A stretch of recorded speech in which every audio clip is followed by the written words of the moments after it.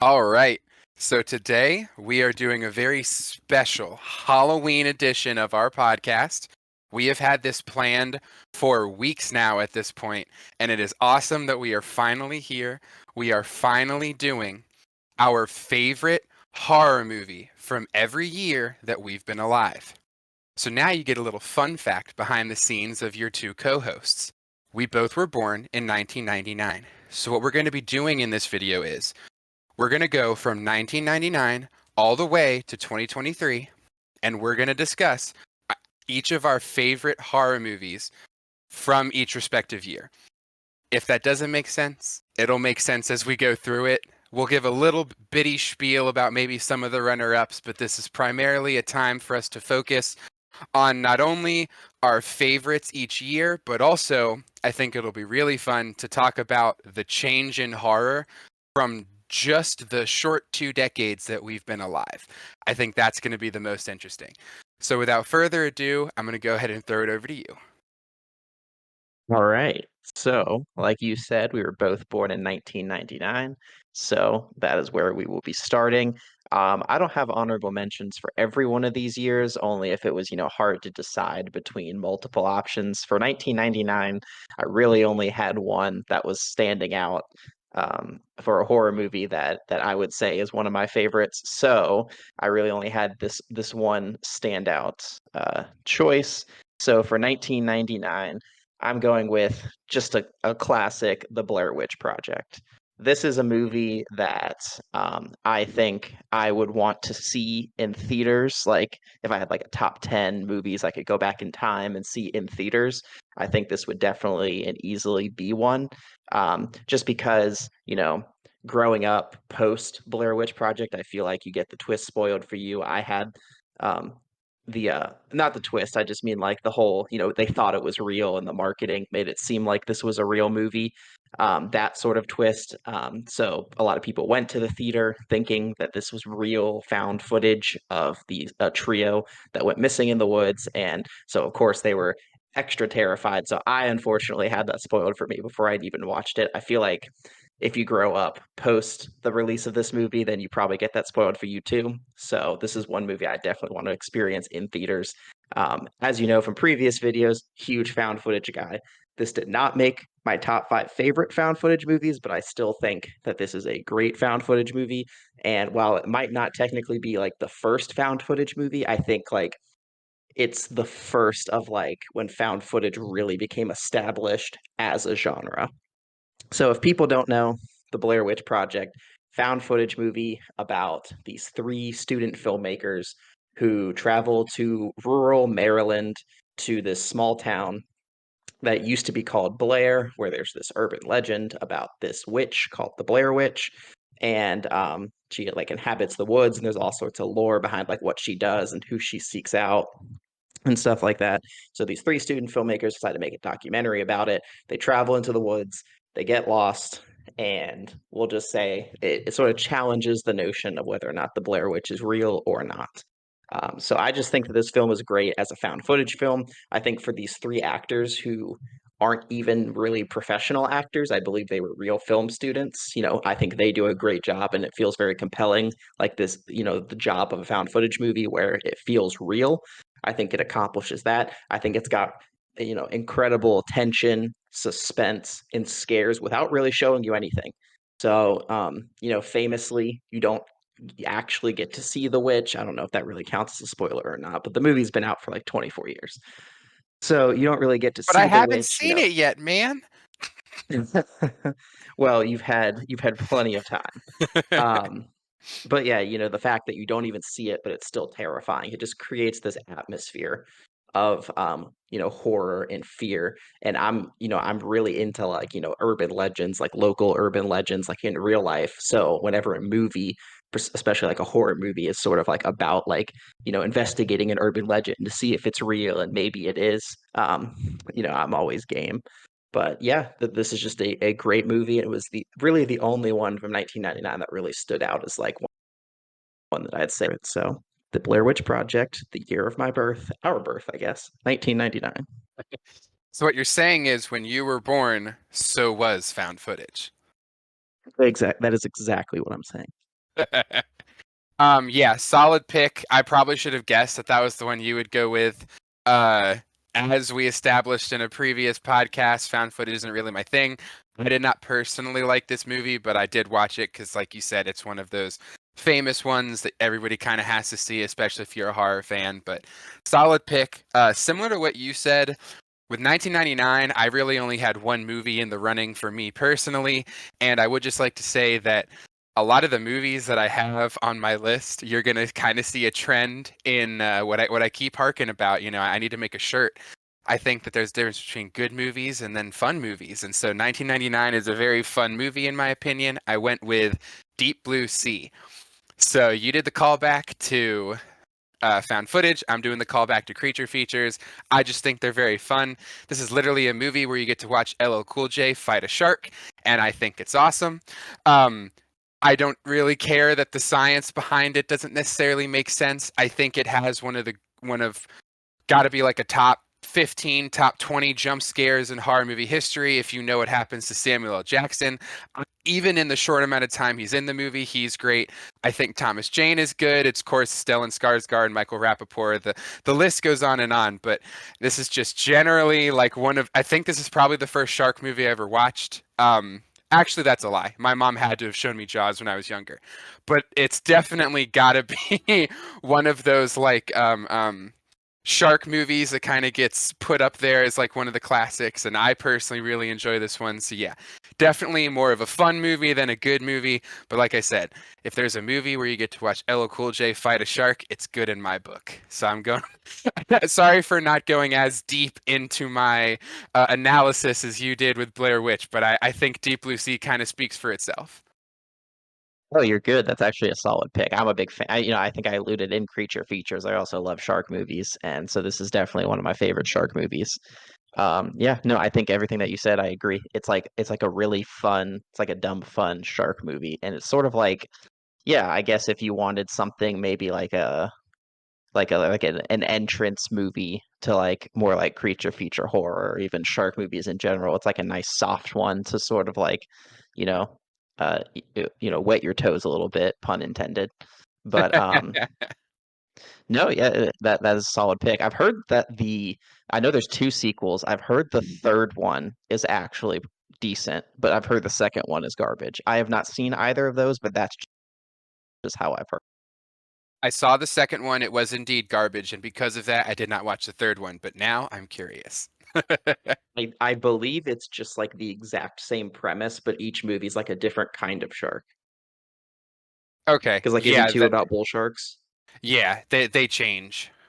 Okay, I think three might be like hammerheads. Or it's like apparently just like the same thing being done, just with different kinds of sharks. But Okay. but yeah, this first one's really solid. I might check out the trilogy at some point. So, all right, the next year, uh, you know, 2000. This was another year that nothing really jumped out. I will just say, like, nothing really jumped out in general. Like, while this is what I'm saying is my favorite movie of 2000, I wouldn't say that this is necessarily like even one of my favorite horror movies of all time. It was just I felt like 2000 had a little bit of slim pickings. But it's a movie that I think it's pretty good, and I probably should rewatch it to see if maybe it improves, maybe it goes down. But for 2000, I went with the first Final Destination. So, I do like this movie. I know that setup made it seem like I didn't. I do like this movie. To me, it's like a solid like three and a half out of five. I wouldn't say that I like love it, but I think, it's definitely creative for sure. I feel like most people just know it just for the kills, which for the most part, the kills are awesome across the whole franchise. But just for this first one, which I think is the best one personally of the franchise. Very, very cool premise where the slasher is invisible, but it's not like the Invisible Man. The slasher is invisible because the slasher is death itself. So for people that aren't familiar, all the movies share the same general formula, but this first one specifically is about these high schoolers that are going on a study abroad trip to France, and one of them has like a premonition that like the plane's gonna explode. So he like throws this whole fit, and about how the plane's going to explode and they need to get off so they won't die. And like five of his friends get off the plane with him because they get kicked off the plane. And then the plane does indeed explode. So since they quote unquote cheated death by they were supposed to be on that plane and then they got spared, death decides to come for them in very, unique and terrifying ways. So what I do think this movie does really well is it sort of just like makes you afraid to do anything because you realize how you could so easily die from literally any everyday object at any point. And I just think that the kills get very creative. I think the concept is just really creative because it's just, by 2000, I feel like the slasher movie genre had gotten so tired and worn out. You even started having like Scream movies that are making fun of how the slasher genre is getting all played out. So I think that this one coming out when it did really sort of refreshed the slasher genre in a sense, because in a sense it is like the slasher genre, but it's just, there is no tangible killer. So yeah, the franchise is fine. This movie's fine. I like it good enough. But for 2000, the first Final Destination. Haven't they been making a reboot in development for like years? Yes, six has been in development for a while. It got announced back in like 2020. And as far as I know, there hasn't been like much movement on it, but also it was like Warner Brothers. And then like there was obviously like the acquisition and merger with Discovery and a bunch of stuff got Okay. shuffled. So it might be one of those projects that kind of got lost. Okay, that's fair. Yeah, this is I own all five of these movies.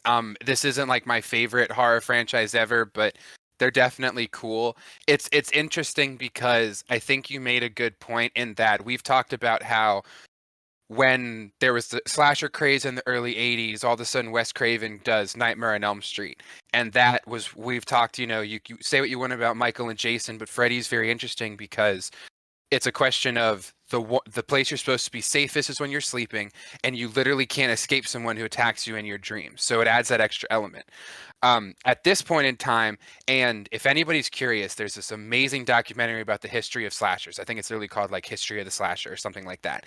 And it talks about how in the early 80s we have all the slashers, then they die down, and then we end up having a slasher renaissance that kind of started with 96's Scream. And at this point in time, I think we see the same thing where with Final Destination, it's that question of, well, you can't escape death, you can't cheat death, and death becomes almost like a Freddy Krueger type figure in that it's like something that it like brings that fear to real life, especially when I was a kid. With the creativity with all these kills, it's designed to be like normal everyday things that could just hurt you. Um, Really freaks you out and makes you want to just stay inside and board up your house and not go anywhere because God forbid one wrong move and you're just getting impaled by a wire or something. Like, I don't know, it's just it really makes you think, and at least I find it very creepy. Though I do agree in that the story kind of goes down from the first film, and especially given like Saw and torture porn that came very quickly afterwards, the sequels really go hard into how crazy can we get with the kills. So take that as you will, but very solid pick.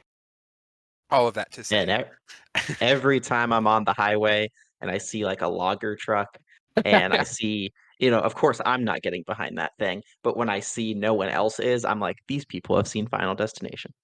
Yep. That's I after seeing Final Destination 5, I do not like going on the Bay Bridge. um So, my 2000 pick, similar to what you said, kind of slim pickings, but there were two that stood out to me. First, I'll just give a quick nod to my honorable mention, Cherry Falls, R.I.P. Brittany Murphy. This is just, one of your stereotypical slashers where there's a person who happens to be hunting and killing virgins. And I know that sounds really weird, but they kind of go on. There's different themes about like what it means to be in high school, the like sort of social society that goes on, and how high school is like its own world. Even though the world is gigantic, when you're in high school, you don't really know that. And then there's all these different things. And Michael Bean, Jesse Bradford, Jay Moore, like the Gabriel Mann is in this. So I didn't even remember that one. But the like it's not groundbreaking or anything. It's just a fun slasher that I liked when I was younger. And then my main pick is American Psycho. uh this isn't like a a hot take pick at all. I think a lot of people really like this movie. I absolutely love this movie. I rewatched it for the first time in a really long time about a year ago, and I liked it even more than when I first saw it. So this is one of my ones where it's an actual good movie. Essentially, it follows Patrick Bateman, and he is one of those professional, like Wall Street businessmen, and he lives a second life as a gruesome serial killer at night. It's got a really great cast, and you're essentially following this character study of what it means to be in that society. Because at the end of the day, the themes are about like corporate greed and all, and like what it means to actually be a businessman, to have worked your way up in that level, the people that you're mingling with, and like I said, that like society that sits above others, the type of person who gets there, who can stay there. I feel like it just really attacks those themes in a very fun way. Interesting way is not the right word, but like you can watch a business drama. This is a horror movie, and I think it does some very interesting things because A, Christian Bale is just amazing, but B, by adding in the murder aspect, it like adds a spin to, okay, what's really going on behind that Wall Street broker's eyes. And that's always been very interesting to me. Um, some people listening to this may love capitalism, some people may not. Depending upon who's watching the movie, you're going to get a different take from it. But I just personally really like the way it tries to dissect that lifestyle, the people who are up there. And yeah, once again, Christian Bale alone is really worth watching this movie. So yeah, 2000's American Psycho. All right. Yeah, I've not seen Cherry Falls, so that's one I can't really say too much on. But I think the premise sounds definitely very intriguing, and I should check it out. American Psycho, this is a movie where it's sort of that kind of movie for me personally, where I watched it once and I really felt like that's enough. I don't know if I need to rewatch it again. Yeah, like you said, I mean, it's very heavy. I'm not a huge fan of like satire really much in general, but so it's very heavy into like the satire and more somewhat of the dark comedy aspects. Yeah, to be honest, this didn't even come on my radar as like a horror movie, but I'm not disagreeing because I think you're totally right. I feel like it's one of those where you wouldn't think of it as a horror movie. But then when you think about it, it is, in Yeah, my no, that's opinion. fair. I part of so, and this can be a discussion for another podcast. I have had couple years ago, I was talking with a friend, and we ended up getting into this deep discussion about what is a horror movie. And I had a very different definition, but he kind of opened my eyes to the different levels of horror. And so, if we were to do this 3 years ago, I would not have considered American Psycho a horror movie, but now I do. Okay. No, that's totally fair. But yeah, so that is definitely a very solid movie, especially if you like more of like that. I know you're bigger on the horror comedies, and this one's in this case, a very dark horror comedy. But I do have to say, I love the memes that come from this movie, and I use them frequently. So I have to give it Uh, credit for that. yeah, Um, it's definitely. I'm just gonna one more time. I just got to give Christian Bale his credit. He's just so good. His faces are great. oh, 100%. He's incredible for that movie. I feel like that's where most people knew him from before Batman. Yeah, I would agree with that. Um, so yeah, American Psycho, good pick. Okay, for 2001, my number one is a movie that I talked about when we talked about favorite movies and least favorite subgenres. My least favorite subgenre was supernatural horror, but my favorite of those is this movie Session 9. That was my favorite from 2001, so I won't say too much on it because I will refer you back to that video where I talk a lot more in depth about it. Basically, it was this, sort of really low budget movie that made like a film festival circuit and had a very limited theatrical release, and it was basically unavailable for like 10, 15 years until Scream Factory put it out on Blu-ray. So a lot of people haven't heard of it, even in the like horror community. But it's called Session 9 from 2001, about an asbestos cleaning crew that they take this contract on this very aggressive time schedule to clean out this abandoned mental asylum in the state of Massachusetts because the state is looking into reopening it. So they get hired to like go in and clean the asbestos. And the place may or may not be haunted, and there's a lot of like weird stuff going on. And so they start to like slowly succumb to the influences of the supernatural elements at play within, or not at play, don't want to say too much, within this haunted asylum. Um, but yeah, it's just like I said, when we talked about it more at length in that video, it's just really great at atmosphere. It's incredibly eerie and creepy. They used a real abandoned mental hospital to do the filming, so there was really no like actual sets constructed for the movie. So it makes it even more terrifying to know that this is actually how this place looked. And so yeah, it's just really creepy, seedy, eerie, creates that atmosphere of like dread and terror so well. Definitely in a very underrated movie that people need to check out from that year. So I know that was my favorite, but I talked about it more at length in another video. So I just wanted to give a quick shout out to another great horror movie from 2001 that was really underknown, and then now I think it's getting more mainstream exposure. I think this is one of those things where it got talks, the more people found out about it. But it's this movie called Frailty. It's a psychological horror movie with Matthew McConaughey and Bill Paxton. Bill Paxton actually directed this movie. It was his directorial debut, but it's this psychological horror movie about a man in the present, played by Matthew McConaughey, who is confessing to this FBI agent. And the movie goes through flashbacks of him as a little boy, confessing to this FBI agent that his dad, played by Bill Paxton, was this serial killer called the God's Hand Killer. And basically, the dad just came home one day and told his sons that God has talked to me and said that I need to kill demons in human form. So he gets his young boys involved in this enterprise where he finds these demons and murders them because they're not really people, they're demons in disguise. And Matthew McConaughey is kind of just like, well, Matthew McConaughey as like the little kid version of him starts to kind of be like, is this real? Are they really demons, or is my dad just insane? But it is a very good movie. You know, I don't personally think it's a spoiler to say that a movie has a twist. Some people say that it is. I don't. I will say there are twists in this movie that are really great, and that they help make the movie great. But yeah, so just like an underknown movie from 2001 that I think is getting a little bit more popular. Well, not to completely skip past session 9, but Frailty sounds awesome. I have just added it to my list, and I see Powers Booth is in it, so I'm already sold. Yes, it is a great movie.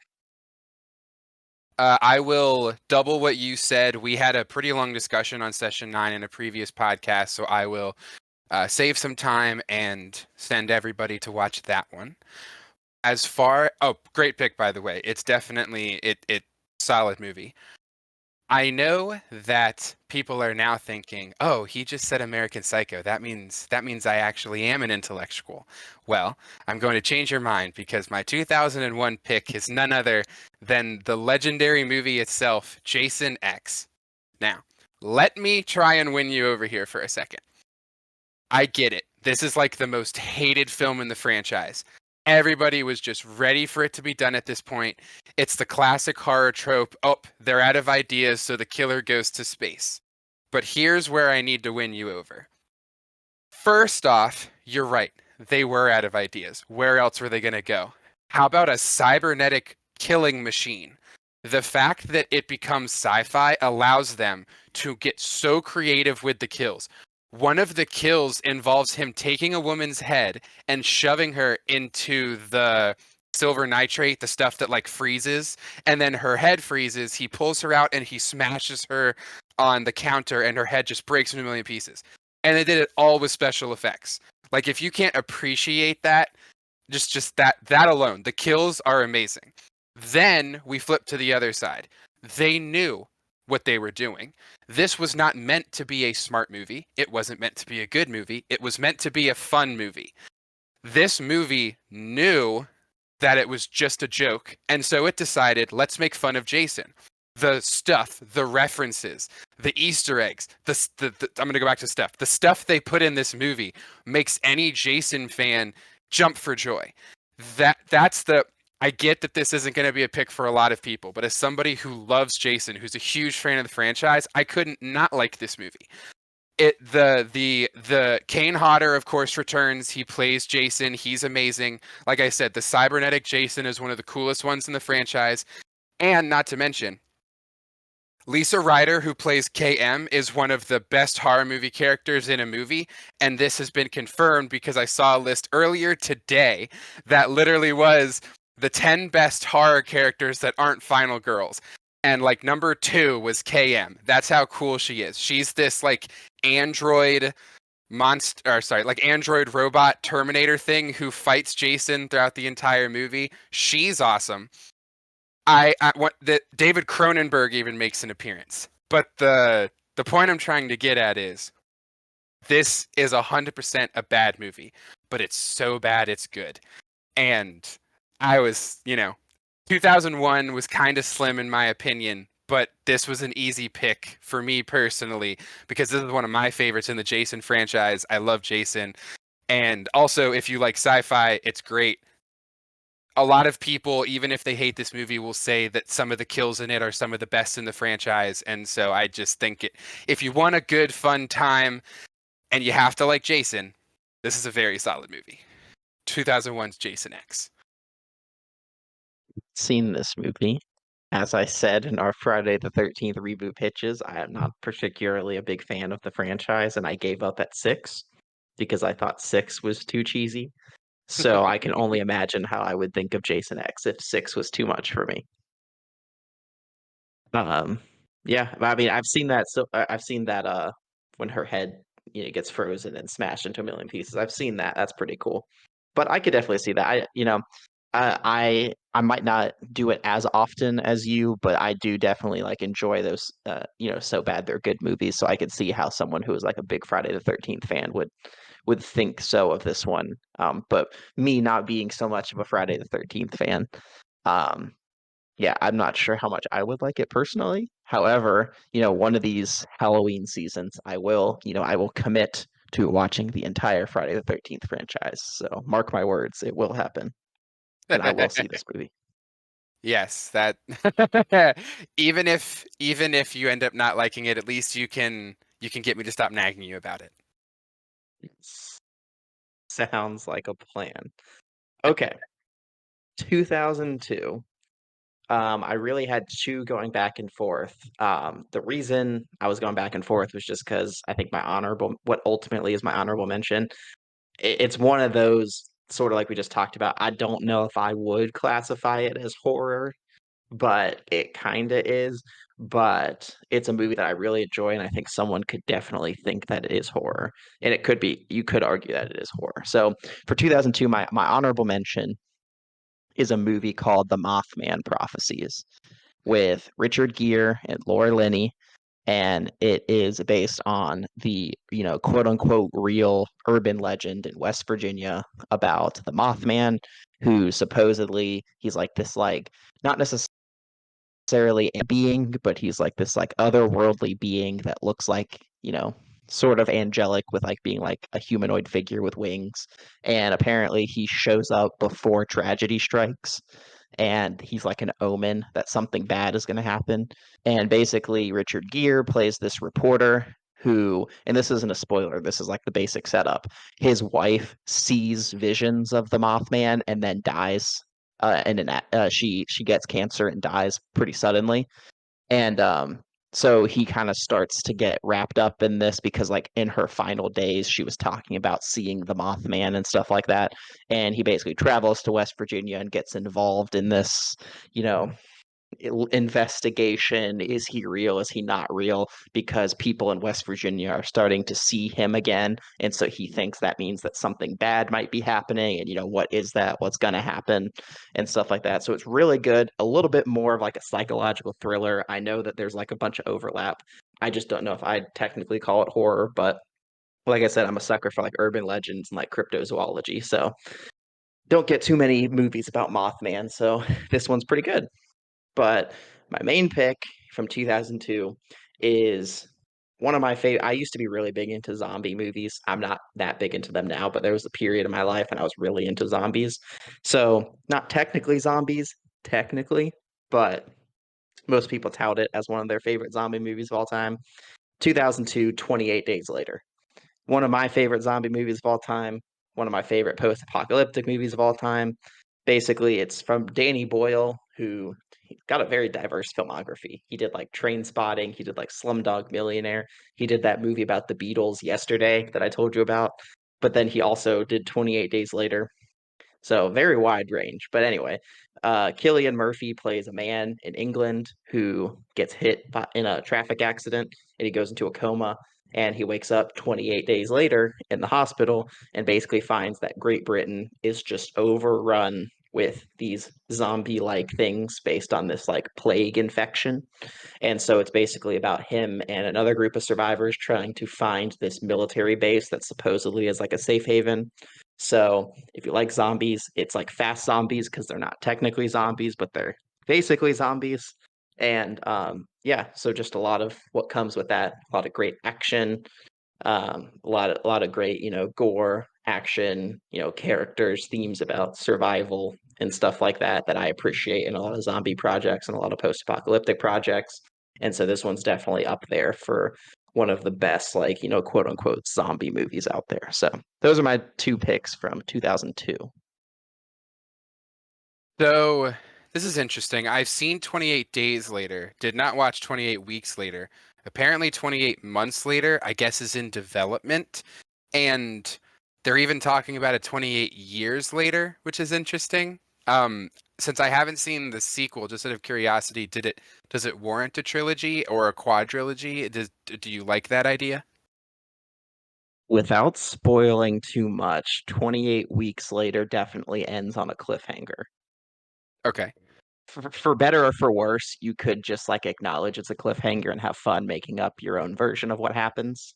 But 28 months later, I honestly don't think is going to happen just because it's been in development literally since 28 weeks later came out in 2007 and Okay. really nothing moves on it. It's been in development for like 15 years. So I don't think it's going to happen. And I think the time might have honestly passed. Ah, so you don't think it'll be like an Expend 4 Bulls where the time had passed, but they decided to do it anyway? I doubt Killian would come back personally, but Okay. Well, yeah, no, this is very solid pick. I do agree with you that a lot of people consider 28 Days Later to be like one of the best zombie movies ever made. So that's a solid pick. And I did want to talk on Mothman for a quick second because before I met you, there was a time when I was super into cryptids, and I remember just going ham and like getting really invested in Mothman, and then I found out this movie came out and I watched it. And at the time, I was very disappointed, but I haven't rewatched it since. I would have been like 13 when I watched this movie. So take that as you will in the mind of like a 12, 13-year-old. But I just found it funny that you happened to mention that because I remember there was like a time in my life when I was super into Mothman. it's very interesting. Everyone should look into him, even if they don't watch the movie. Watch the movie. So my 2002 pick is another one that you may disagree with at first glance. However, I will be able to justify why this is a horror movie, and that is 2002's Blade 2. So, of course, we get the first Blade movie. It's an R-rated superhero movie, but of course, it involves vampires. There's a lot of stuff with blood and whatnot, but it is an action movie. For the sequel, they reach out to Guillermo del Toro and say, "Hey, we'd like for you to direct. We love what you're doing in the industry. We like your vision." And he says, "I will only direct it if you will not only let me make it a horror movie, but I also will be creating my own creatures." It's Guillermo. He has to. They agree. So we get the masterpiece that is Blade 2. And he takes what a vampire is to a whole nother level. We have this essentially genetically engineered super vampire that is so freaky. Absolutely love it. And you can tell moving away from the first movie that this movie falls much more in line with the stereotypical horror ambiance, the horror themes, the vibe. It's a lot more dark corners. There's a lot of jump scares. The murders are much, or the killing is much more over the top. And so, in my personal opinion, especially since Guillermo said it was a horror movie, I am considering this a horror movie. This is just straight up one of my favorite movies of all time. I love this trilogy, and this is my favorite one in the trilogy. I think it's awesome. Ron Perlman's great. You get to see a very young Donnie Yen, Chris Christopherson, Luke Goss. What's the name of Daryl? Norman Reedus. He's great. Wesley Snipes is great as well. One of my favorite scenes just in the entire franchise is when he falls into the blood vat and then rises out and gets his glasses, and it's just awesome. Um, so yeah, this movie as a whole, I love. I think Guillermo was a perfect director. I think the writing's good. I love the story. The creature design is awesome. And like I said about the themes and the ambiance when they're going through the tunnels because the vampires can't do light, they're messing around in the club, going like I think that he sets up a lot of the different scenes very well to play into that horror ambiance. And once since this is technically a horror movie, the minute I saw that this was 2002, it was like an easy pick for me. So yeah, 2002's Blade 2.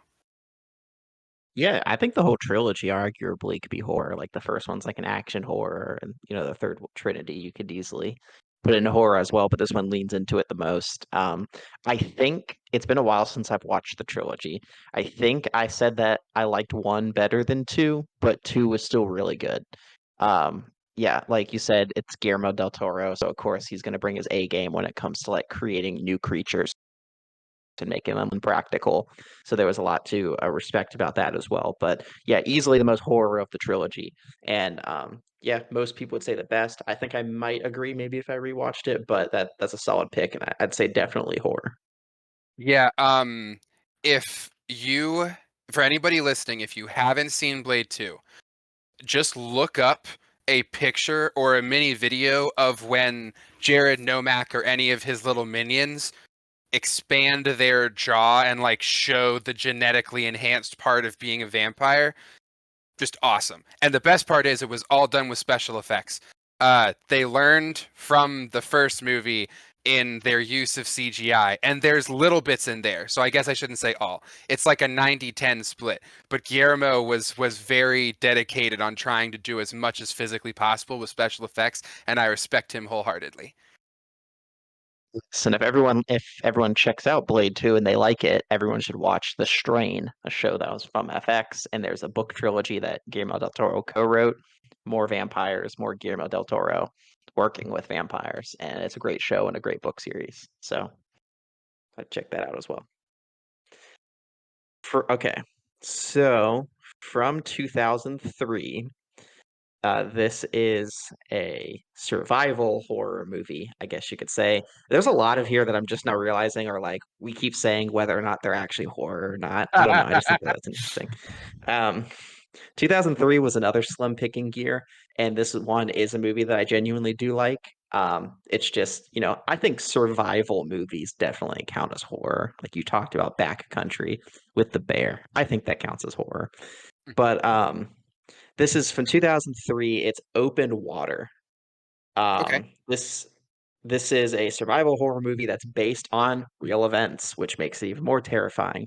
Where it's um sort of based on true events. They definitely changed up like a bunch of details, but the core story is still the same. Where this husband and wife were on a scuba diving expedition. In real life, it was in Australia, but in the movie, it's in the Caribbean. And it's one of those where they charter you out like 20, 30 miles from shore, and they let you scuba dive around, and then they take you on the boat and bring you back, but they got left behind at the site, so they're like 30 plus miles from shore, can't even see the shoreline, out in the open ocean, and they're just alone in the ocean. So obviously for anyone, you don't even have to be afraid of the ocean like I am, or being afraid of like anything like that. I just think the idea of being left in this emptiness that's not your natural environment, you can't naturally survive in it, and just that feeling of isolation is just terrifying. And I think the movie does that so well. Especially for a movie, it was made on like just it was made on like bare bones budget.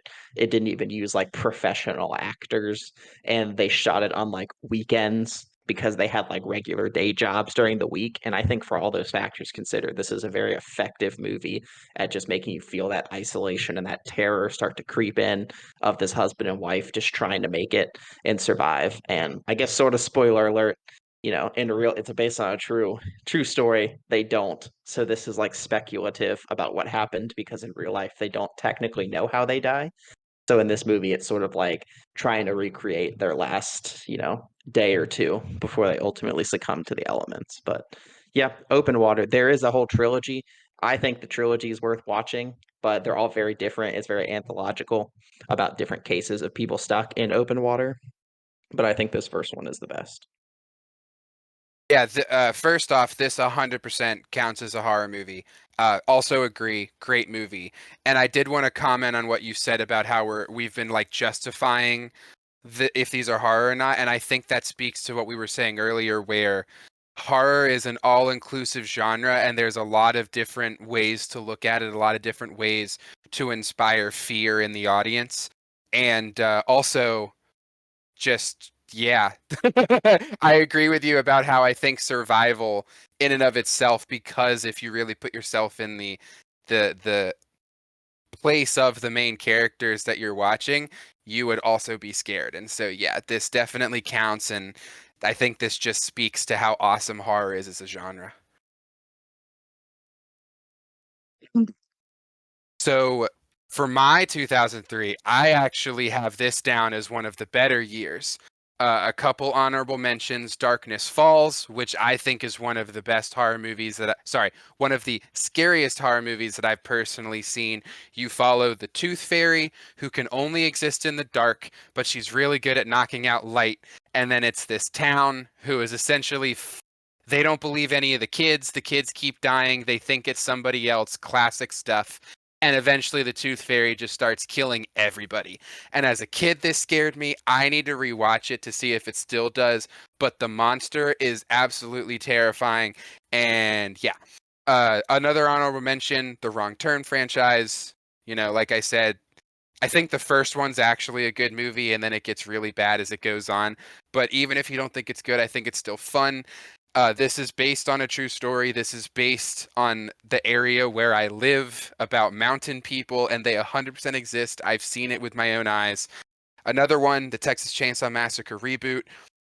I found out this is actually a lot more divisive than I thought. I thought the majority of people really liked this reboot. I guess all the Michael Bay reboots really were just kind of hated on when they first came out, and then have kind of found love later on in life. But I personally really, really like this one. I think it's a very interesting take on Leatherface as a whole.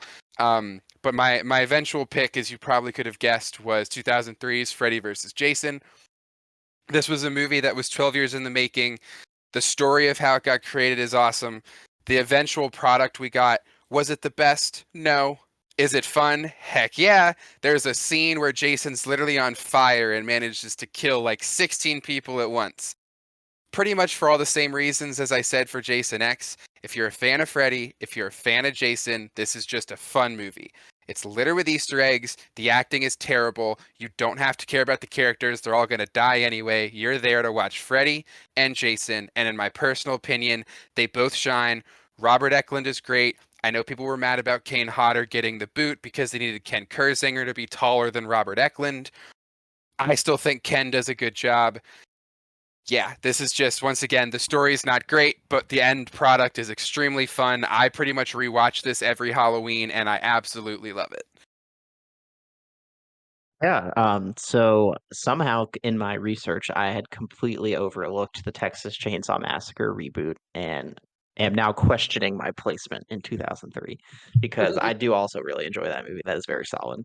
I will say I think I've watched Open Water more. I've only seen the Texas Chainsaw Massacre reboot like once or twice. So that probably I'll still keep Open Water there for now. However, Texas Chainsaw Massacre reboot is, I think, easily superior to the original, and I agree. I think that was a solid reboot and it's a solid honorable mention for 2003.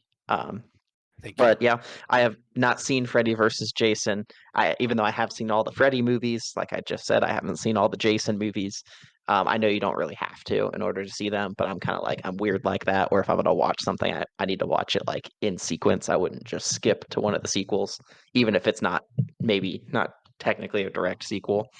But yeah, I'm really curious to check this out just because I do really enjoy Freddy and I do enjoy a lot of the Nightmare films, but not that hot on Jason and not that hot on the Friday the 13th films. So I'm curious, does it lean more one way or the other, or is it pretty evenly split? Um, it This is going to sound really weird. It's a narrative story told by Freddy that follows Jason. So the best way that I can put this is, and this isn't really a spoiler. This is like the synopsis, and also like you said with Blair Witch, it's been out since 2003. Essentially, Freddy is gone. Nobody. It's the kind of the setup where no one's afraid of him. He needs to feed on that, and so what he does is he ends up bringing Jason back from the dead, and pretends to be Jason's mom and tells him to go kill the people in Springwood. And once they start being afraid of Jason, Freddy then has the power to be able to come back. Unfortunately, what Freddy doesn't know is he's accidentally awoken a killing machine. So Freddy gets pissed off that Jason is killing all of his kids. And so then Freddy tries to kill Jason, and that's how they end up fighting. Yeah, that actually sounds pretty good. So I will say, I think I would definitely enjoy that. So I probably will watch that I got to get through the rest of the Friday 13th movies Yeah, first. But the Freddy and Jason stuff is great. Most people's qualms were the fact that the actual children of Springwood are terribly written, and I have to agree with that. I think the characters kind of suck. But if since everybody's there for Freddy and Jason, that part's good, so we're good. This was also, if right. I remember correctly, this was made by Ronnie Yu, who is a who's an action director, and he does like he's done famous like martial arts movies. Oh, he also did Bride of Chucky. That's funny. So like him doing a horror movie was really weird, and it kind of shows when Freddy and Jason fight. It's almost like an action sequence you would expect in like a martial arts movie. So that's also kind of weird to some. I of course love martial arts movies, so I enjoyed it.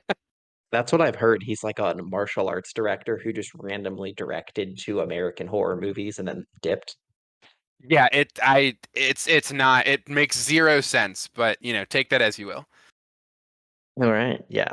There's very high likelihood I'd watch this one. So I like it. okay. 2004 honorable mention, like I just said about zombie movies, this time is a proper zombie movie. Honorable mention, got to go with Zack Snyder's remake of Dawn of the Dead. Solid movie, group of survivors that includes Ving Rhames and the dad, one of the dads from Modern Family. I think it's Ty Burrell, I think is his name. Yeah, Mhm. group of strangers hole up in a mall in Wisconsin during a zombie apocalypse. And yeah, it's a very fun movie. It's not like a comedy by any means, but it just has that sort of like blockbuster fun, like family movie night. It is R-rated, but like that sort of feel of just like enjoy, sort of turn your brain off, eat popcorn and watch good zombie action, gore, a lot of action-packed moments, a lot of that zombie stuff that I like about like survival and the end of the world and whatnot. So yeah, honorable mention, one of my favorite zombie movies, Zack Snyder's directorial debut. Big fan of him as a director. So Dawn of the Dead as honorable mention. But for my main one, I gotta go Saw. 2004. Saw is like one of my favorite horror franchises, definitely in like my top five favorite horror franchises, probably even top three, like number two. I think Halloween has kind of eked it out a little bit. Um, but yeah, big fan of the Saw franchise. So going back to where it began, still my favorite of the franchise. Original Saw, James Wan and Lee Winnell, great duo. They're great on their own, but great as a duo. Came together to make something wonderful. They were basically broke film students who made a student film that became the basis for this. They made it on a really low budget, and it was one of the most profitable movies, like period, of all time. Because I think the budget ended up being like maybe like a million and a half, and it made like hundreds of million. So it became one of these like big, huge box office successes that's really made on such a limited budget. But most people know it. I mean, the first one is so much more tame than the sequels. I think watching the first one back after seeing the franchise, you realize like how tame the original really is. But I think that goes to its credit because it has that sort of like indie feel where it hadn't become like a big blockbuster franchise yet. And there's just something about it that works with it. So it's just like a very simple story, great twists, in my opinion, well written characters, well written plotting. Obviously, it pulls off the final twist really well. So overall, it's just a very solid project that I just really appreciate because of sort of the circumstances that it came about. And really love the creative team involved. I love both James Wan and Lee Winnell. So yeah, main pick for number one, where it all started, Saw. Yes, this one's going to be really easy. Ditto. Uh, it as Awesome. as we've talked about.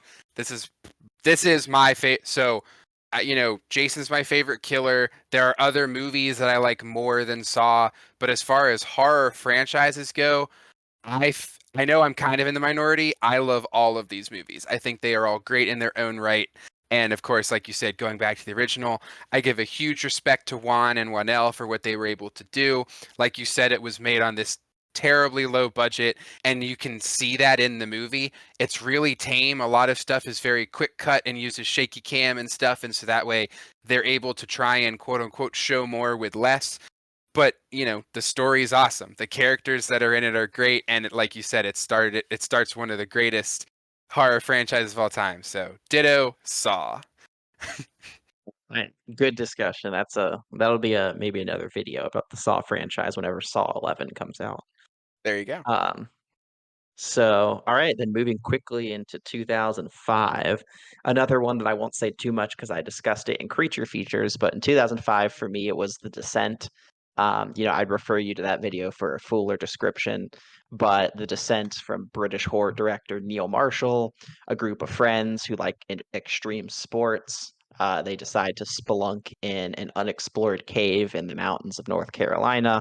They get lost because it's an unexplored cave and they're trying to find their way out. And there are these subterranean, like unevolved, mutated humanoids that have been living down there for centuries. And so they, of course, they're encroaching on their territory, so they have to be defensive, and they start going after these people. But great creature effects, great jump scares, great feeling of claustrophobia and tension, and just that struggle for survival and primal versus civilized sort of themes about that. And yeah, just very solid movie that I discussed more there. But so a little quick entry, but yeah, 2005, The Descent. Yep. And I will concur. If you want to hear a deeper discussion, excuse me, go watch the other video. This was actually my number 2. This was my runner-up. So there's my honorable mention. The Descent's an awesome movie. Sticking with the theme of me, I picked 2005's Doom. Now, I know everybody hates on this movie. It's like one of the worst video game adaptations ever. And I love the video game. I have played all of them. I think they're awesome. If we forget that it's a video game adaptation, I think Doom is very fun. Once again, not a good movie, but a fun movie. If you want to see The Rock have an absolute mental breakdown, this is the movie for you. The Rock's great. Carl Urban's great. It's 2005, so The Rock is just coming off of Scorpion King. And I don't want to say he's still learning how to act, but he is so over the top that it is hilarious. And essentially, the setup He's still is learning to this day. the setup is that a bunch of Marines have to protect these scientists because they have discovered this chromosome that can mutate humans into monsters. It's a sci-fi horror. I know a lot of people think of it more as an action, but it has the monsters. It has a lot of murder. It's relatively gruesome for the time, and so I'm counting it as a horror movie. And like I said, Carl Urban's one of my favorite kind of under the radar actors. I think he's become more famous now because of The Boys, but he's been great forever. I recommend going back to watch a lot of his stuff. And then The Rock is just it's borderline comedic, but This is just one of those ones that's like a guilty pleasure for me. Every time it's left and come back to Netflix like 6 times, and every time it does, it recommends it to me, and then I watch it, and it's just fun. I really can't describe it more than fun. This isn't really a twist. If I remember correctly, they actually give this away in the trailer. The Rock is the team lead who has gone in to protect to rescue the scientists, and his character is this guy who's like, I'm gonna do whatever it takes for the mission, like the classic like action jughead hero. And of course, when it comes down to it, he's like, no, I must do whatever it takes for the mission, and he becomes the bad guy, and we get this epic brawl at the end where the Rock has merged with the mutation and he's fighting Carl Urban, and it's like a whole thing. And yeah, I never thought I'd say this, but The Rock alone is the reason to watch this movie. His acting is just something else. Yeah, I have not seen this one or played the games or have much familiarity with the games, but to sort of mimic what you said from what I've heard about it, I've heard it's like a very fun, like turn your brain off, like popcorn movie. But that's only if you don't like. I know you said you don't like the game, but most people that I know that do like hate it just for the reasons it's very different for the game. But the agreement is that if you just kind of take that out of the equation, it's just a very fun movie. So yeah, definitely one I think I might watch. I do like Carl Urban. I don't really like The Rock, as I sort of alluded to, but you know, uh, something to check out for sure. Real quick, I just want to specify, I actually do really like the games. Um, I just kind of like with the Rampage movie adaptation, it has nothing to do with the video game. They just wanted an excuse to have gigantic monsters destroy the city, and The Rock is there ironically as well. So like for me, I'm perfectly fine with separating that it's a video game adaptation, but I know a lot of people are like really mad when they don't get it right. So I was just prefacing that. But when you said that I just wanted to clarify, I actually do really enjoy all the games. Well, I will probably check this out at some point then. Okay, 2006 for me, there was one clear winner. Another year that I thought was kind of dry with horror picks that I'd like. But for 2006, a movie I genuinely do like, it is the reboot of The Hills Have Eyes. I actually have not seen the Wes Craven's original. It was on my list for spooky season this year, but I never got around to it. I'm sure I'll watch it at some point, but I do really enjoy this remake. It's from Alexander Aja, who went on to do like Piranha and Crawl, other movies that I'm a big fan of. But The Hills Have Eyes, if people aren't familiar, it's the same in the original too, but in the reboot as well.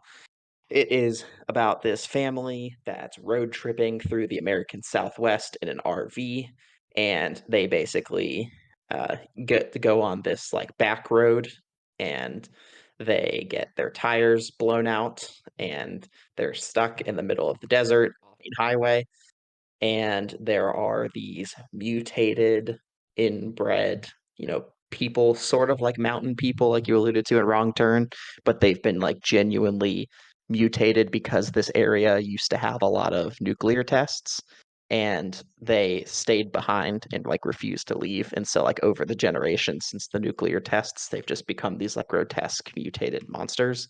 And they live there, and they like to take people and eat people and uh, have relations with people, I guess we should say. Um, but yeah, one of those that just plays on that fear of like being in the middle of nowhere and being at the behest of like savages that you can't reason with, which is sort of like both like an irrational fear, but also like a very real fear. And yeah, so this one's very brutal. I would say this is not for everyone. Very heavy on the gore, very heavy on the relations part, as I alluded to. So if you're very sensitive to that, definitely don't check this one out.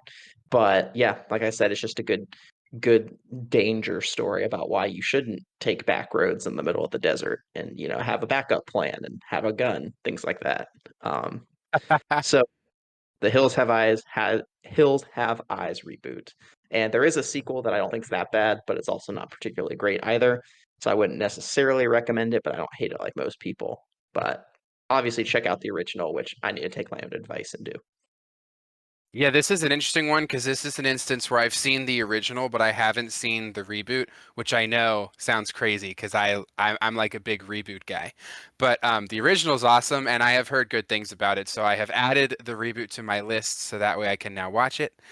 Um, as far as moving into my 2006, I kind of agree with you. This is a relatively slim year. When I made my list, there were movies that I liked, kind of, but then I found one, and I really like this movie, so I was glad. It is 2006's See No Evil. This is a movie that is made by WWE Productions. They actually make a lot of horror movies. I like most of them, so I recommend their production company. And yes, that is the wrestling company. I went on a rant about this in a previous one when I talked about No One Lives. And this stars Kane, who at one point was the mayor of Knoxville, which is a fun fact. And he is a WWE wrestler who's like 7 feet tall, who plays the titular character Jacob Midnight. This is a slasher. It's exactly as you expect it would go. There are a bunch of prisoners who, in order to help commute some of their prison sentence, are volunteering to go and clean this old hotel. And what they don't know is that while they're in this hotel, even though it's supposed to be dilapidated and it's going to be like destroyed soon, then like they're trying to clean up to help the crew for when the crew does destruction, all that jazz. There's actually a person still living there, and it is the son of the owner of the hotel who has since died. And the son was not raised in good conditions. Like I said, classic slasher setup. And so what we end up getting is Kane, who, if you know what he looks like I said, is a 7 foot tall behemoth who is basically going around killing people, and it is awesome. It's just your classic slasher fodder that you would expect, but I personally think it's really good. I like the story. Uh, they all of the characters do a really good job of making you feel for them, whether it's one way or the other. You are always either happy that they die or happy that they live. I think the movie does a really good job of like picking who lives and who dies, and like sometimes I'll watch stuff and it's like, oh, I really like this character. I wish they didn't die, or oh, this character sucked. I really wish they did. That kind of thing. I think this movie does a really good job. You go in, you have fun, you leave feeling very satisfied, and yeah, Jacob Midnight, in my opinion, is one of like the most underrated slasher villains. This was so good it got a sequel. It did very well, but yeah, Jacob Midnight should definitely get some more credit as like one of the more modern, under the radar slashers. Excuse me, but yeah, 2006's See No Evil. Another one I have not seen, but definitely will try and check that out, especially since it stars Kane, former Knoxville mayor. So we should. So that alone makes it worth to check out. Quick disclaimer I should have mentioned, it's called See No Evil because his mom raised him to be addicted to eyeballs. So if you don't like watching people What? either stabbed in the eyeballs or have their eyeballs pulled out, it's very gruesome. I don't recommend it. Addicted to eyeballs. Interesting. It's it's a whole thing. They explain it, but that's why it's called See No Evil. Makes sense. Checks out. Okay. Moving on to 2007. This is one of my favorite horror movies of all time that I can definitively say.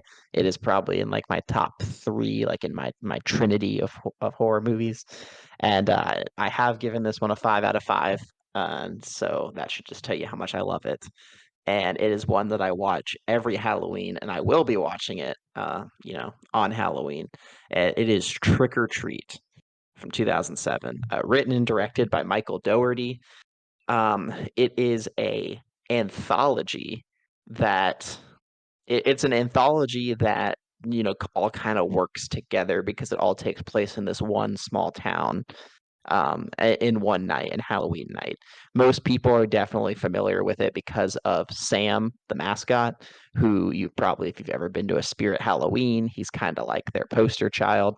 He's like the little like I don't know, the little wearing like a an orange jumpsuit with like the sack on his head, and he's got like a lollipop of a pumpkin in his hand. Most people recognize him from that. But yeah, it's just a really really good anthology. The way it works together is incredible because there's like little Easter eggs from the other stories that play into other stories. So it just all comes together really well. I love all the segments. There's one about werewolves. There's one about a serial killer principal. There's one about these kids, with this local legend about these ghost kids from a crashed bus, and they're all just good. It's on the lighter side because it is. I know I said I didn't like horror comedies, but for some reason, Trick or Treat just really works because it definitely leans into being a little bit more horror comedy. Um, but yeah, no, just a great movie that I love, one of my favorites of all time. And so Sam, in my opinion, is one of my favorite horror icons. And I think he's sort of just relegated to like merchandise when people don't realize that like in the movie he's like genuinely really good because he like represents like the spirit of Halloween. But yeah, I watch it every Halloween because it's like one of those like movies that you feel like you need to watch on Halloween. And there is a sequel in development that actually has some motion going because Michael Dougherty himself says that he's written the script. He's coming back to direct, I believe, but he has finished the script, so that should be moving forward shortly. So yeah, Trick or Treat, 2007. There we go. This one's interesting because, and you can correct me if I'm wrong, but if I'm not mistaken, when it released, it did terrible. And then over time, it's become like a cult classic. And like you said, I can't go into an FYE, a Spirit Halloween, or any of those types of stores without seeing Sam plastered everywhere. And like you said, he's sort of been relegated to this sort of merchandise fodder.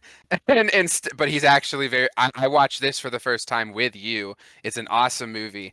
Um, I did not have this on my list because I haven't watched it in ages, and I think I would need to give it a rewatch. I remember liking it, but I didn't remember loving it, if that makes sense. I only really remember one of the anthology like stories, and I think that was kind of where I like when I was doing this list why I didn't have it as honorable mention, but that's a really good pick. And we did watch it. I believe we watched it together. And I don't think that was my first time watching it. I think that was like my second, but it was pretty early on, but I've grown to just watch it every year. But yeah, no, Sam is definitely a horror icon. And you are correct. I just looked into it. It had like a very terrible box office and was not critically received well at all. But it's one of those cases where it like tanked in theaters, but when it came out on like DVD and Blu-ray, there was like record sales of like people buying it on DVD and Blu-ray for whatever reason, but it did not do well in theaters at all. There you go. They probably just saw Sam on the cover and was like, "Well, I'm buying this." Um, my 2007 was the first year where I had a hard time picking my number one. And what I will say is this is kind of like a 1A and a 1B. 1B is 2007's P2, which I have just found out was written by Alexander Aha. So that's a funny tie-in. Um, this is a complete bottle story of Rachel Nichols' character who stays late one night. She's working on Christmas Eve, and she ends up getting trapped on parking lot level 2, which is why it's called P2, and is being hunted by the crazed security guard played by Wes Bentley. Wes Bentley alone makes this movie an absolute joy. He is an amazing psychopath, and I absolutely love his portrayal. This movie is borderline perfect. The reason why I made it 1B and why it didn't win for me is because I can pretty much handle anything in a horror movie. Very few things like make me not want to watch. The one thing that does is when they murder a dog. And there's actually a website that you can go to and you can type in a movie and it'll tell you if a dog dies in it. Uh, I use that website. And there's a scene where Wes Bentley's dog gets very brutally murdered, and I hate it. So, because of that scene alone, my pick was 2007's The Mist, which I will go ahead and skip giving my spiel because we did discuss this in the Creature Feature podcast. But the short love is this has awesome creatures, an awesome story. It's Lord of the Flies, but for adults. Watch it. Yes, yeah, we both had that pretty high on our creature features list, so very much recommend The Mist. I've not seen P2, but it definitely intrigues me, especially because I like Alexander Aha and he wrote it, like you pointed out. So that definitely intrigues me. Yeah, it's But yeah, I, The Mist if is you can great. handle the dog, go for P2. Yeah, I've heard of it. It's like doesthedogdie.com. Yep. Awesome. And I do just want to go back and correct myself real quick because I just Googled it. Trick or Treat actually didn't even have a theatrical release. it made a film festival circuit and had like a very limited like special screening. So it only ended up grossing like 20 something $1,000 just because it was like a very, very limited release. So Okay. yeah, it didn't like go in theaters and bomb. It just yeah, just very limited release and only came out on DVD and Blu-ray. So that's probably why it exploded on DVD and Blu-ray because people didn't get to see it. Okay. But yeah, P2 I definitely want to check out. And then The Mist, as I talked about, is a great movie. I'm gonna add that as an honorable mention in post. So 2008, another I feel like I just might not like a lot of horror from the 2000s because for me there wasn't a lot of like honorable mentions in the 2000s until we start getting into like the 2010s or like, making it difficult. For 2008, there's only one clear choice. My favorite slasher of all time, The Strangers. Um, yeah, even though I'm not particularly a slasher fan, this is easily my favorite slasher. Most people probably recognize the trio by their masks and just sort of like the general setup. But yeah, Liv Tyler and this dude who I feel bad not knowing his name, but Liv Tyler is more famous. Liv Tyler and her boyfriend, I believe it is, because that plays into it a little bit, are like coming back from a wedding and they're sort of having some relationship issues and they're staying at his I believe it's like his childhood home or something. It's a little bit like a remote location. It's not in like a typical neighborhood, kind of out in the middle of nowhere. And they go back from the wedding and these strangers show up, these masked strangers at like 3 in the morning and just all hell breaks loose as these strangers want to kill these people just because they were home. So these are one of my favorite horror movie villains, definitely being like a top 10, I think, because they're just brutal and they're ruthless. And, you know, movie's been out for a while, so I guess, it's not really a spoiler, but to say this, but you don't get to know like who they are. You don't ever get to see their faces. You don't ever get a real motive. You don't ever get to know like their names or where they're from, like why they're doing this. And that's part of the terrifying nature of it because they're just straight. They could be anyone. They could be your neighbor. They could be just some random people who just thought you needed killing. So they decided to go and kill you. And I think the movie does that really well. And yeah, there's one particular scene set in a kitchen that I would probably put as like the scariest movie moment, probably. At least it's in the top five. Um, but yeah, that one moment, and I'm just super paranoid about home invasions, which I think we've alluded to in previous videos. But this one definitely is one I would not recommend watching alone, and it makes me never want to live in a place where I guess I couldn't see another house. So so yeah, The Strangers. Yeah, so this is my 1B. And I was shocked I didn't put this as 1A, but I happen to have another movie that just magically came out in 2008 that I really like. Um, the one thing I will say is, and I'm just going to go ahead and spoil this because it is just so epic. This is a line that has stuck with me throughout my life just because it's so insane. And at the end, Liv Tyler says, "Why are you doing this to us?" And one of the girls goes, "Because you were home." And that just is that right there, I think fully illustrates how insane this movie is. Like you said, it could be anybody doing it to you. And home invasions are a very real thing. They happen all the time. And just the thought that because she happened to answer the door, they probably knocked on a lot of houses. I think it implies they were going down the street and they happened to pick the one house because they were home. And the fact that it was just a random act of violence just makes this such a creepy movie. And I'm very tempted to change my list at the moment. But I'm gonna. As soon as I said it, I was like, if this isn't his number one, it's going to be his number As I'm very tempted to make this 1A. I am going to pitch my 1A real quick and then I will let you know how I feel. So this is one of my favorite slashers from when I was a kid. It is 2008's Kill Theory. This is a complete indie film. It stars a bunch of random actors that have been side characters in movies you would have seen, but they've never been a leading person. And here's the setup. A psychiatrist is treating a prisoner. The prisoner is a guy who's done some murder, and then it thinks about the ideas of psychology and how that reform can happen and whatnot. So he's been released. The psychologist says he's good to go. And what the criminal ends up doing is he wants to play a little psychological game of his own. There's a bunch of kids who are doing a weekend at a lake house, classic setup. And what he ends up doing is he ends up trapping them there and says, "You cannot leave. If you try to leave, I will kill you. One person will get to leave at the end of the night. You get to decide who that one person is, so you must kill each other." And of course, at the beginning, they all don't want to do that. They don't want to become animals. They don't want to survive. And so they try to find ways out. And then they find out he's not kidding.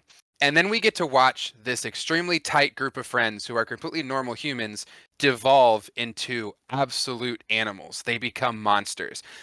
Because at the end of the day, and this has been shown in many movies, not just this one, but at the end of the day, I think a lot of us don't realize that we're animals. We have that animal instinct. We have that desire for survival. And when it really comes down to it, and our life is threatened, and we're at that absolute peak, we are going to fight to survive. And so I really like this movie because of the psychological aspect. I really like this movie because it's like it plays with themes of not only just going to therapy, but just the ideas of the different types of humans, the different types of personalities that exist in society. And as far as just a good story that's very thought provoking, Kill Theory is awesome. A lot of the kills are done really well. Don't get me wrong, but it's not. See, now that I'm pitching it, I feel like I still want to put The Strangers at 1A because I think The Strangers is inherently a scarier film. So now it's a question of which one's truly this is supposed to be favorite, but also The Strangers is yeah, this is really hard. This is truly a 1A and 1B. So we've pitched both. I'll let y'all decide which you truly think is the better movie. I haven't watched Kill Theory in a while. I did rewatch The Strangers, and I no longer get scared from watching it, but thinking about the direction, the cinematography, the ideas inside of it, and how it's thought-provoking, now I just want to put The Strangers at number one. And you know what? I still think Kill Theory is a good movie, but because I haven't watched it in a while and I can't confirm, I'm going to go ahead and pull an audible here, and The Strangers is my 1A. But Kill Theory is still 1B. It's a great movie. I highly recommend it. Yeah, I knew that would happen. Yeah, I have not seen Kill Theory. It does sound really good, but I just love The Stranger, so I still think I just can already tell that I would love The Stranger. I would continue to think The Strangers deserve number one. Yeah, as I was thinking about it, I just talked myself into The Strangers. So you can go, sir. You win. Well, very good, very good. Okay, for 2009, just take everything I said about Friday the 13th and just pretend I didn't say it because 2009 is Friday the 13th, the reboot. This is the one that I is easily my favorite out of the ones that I watch. I think it far, in my opinion, far surpasses any of the ones, once again, that I watched 1 through 6. And this is just Jason at his peak and what I like about Jason because I said I'm not big on his character, but this iteration really spoke to me as like, okay, out of what Jason is, I think I like this the most.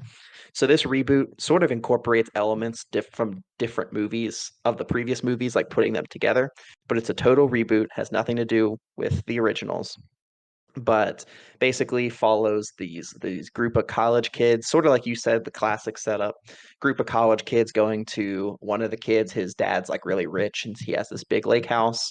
So they were going there to party for the weekend. Meanwhile, Jared Padalecki plays this guy whose sister has gone missing in the Crystal Lake area. So he's trying to find her. And basically, she was taken captive by Jason Voorhees, and so they cross paths there, but also Jason Voorhees is very territorial, and the lake home just sort of encroaches on Jason's territory, and he doesn't like that. So of course he comes for them, and it's sort of like these two interwoven stories that connect at Jason. And there's just so much that I like about this movie. I mean, Derek Mears as Jason was an incredible choice. He's big, he's formidable, he's intimidating. What I didn't like about the Friday the 13th movies was when he became like a zombie, like a supernatural creature. And in this one, he's just very definitively human slasher. And so I appreciated that. Um, I kind of just like the idea that he's not really bloodthirsty. He's just lived for decades in the woods doing his own little thing, not wanting to kill people. And it's just when people encroach on his territory is when he gets hostile and aggressive. I like that in the character. And he does get aggressive because there's some really wicked kills in this movie. And yeah, it just does really well with especially with all the tropes too. Like there's one character, Trent, who is just a complete douchebag, but like in the best way possible, where you're supposed to hate him and it just succeeds at making you hate him. And yeah, Danielle Panabaker is in it. It's where I first fell in love with her. And then yeah, it's just I guess Sky High was when I first fell in love with her, but she looks very nice in this one too. And then yeah, it is just one of my favorite horror reboots of all time.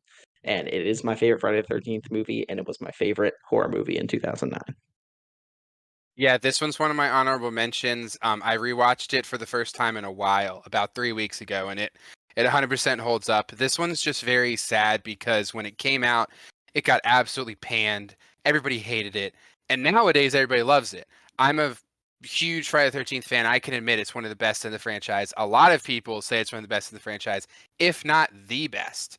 And I think it's pretty much a debate between F-13 and Friday the 13th Part 6, generally, from what I can see. But I just wish that people would have said that back when it came out, because then we would have gotten sequels. And just knowing what their plans were, they were going to do a reboot of Freddy versus Jason. It was a whole thing. I'm sad. Thankfully, this will just kind of live on in infamy. It was awesome to rewatch. It's kind of one of those things where you like blink and it's over, but I don't think that's a bad thing.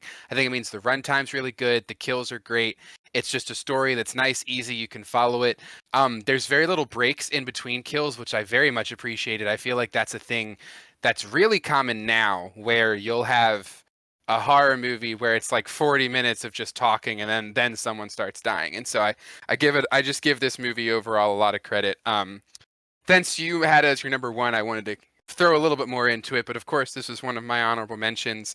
Just another couple, because I know you said you weren't really a big fan of this time, but we're in my like prime. I feel like a lot of my favorite horror movies took place in like the late 2000s, early 2010s, and just to name a couple other of the honorable mentions I have, Underworld Rise of the Lycans, Saw 6, Coraline, Zombieland, The Uninvited, The Collector, which I think is which is a really underrated horror movie, and then my number one is one of my favorite horror reboots of all time.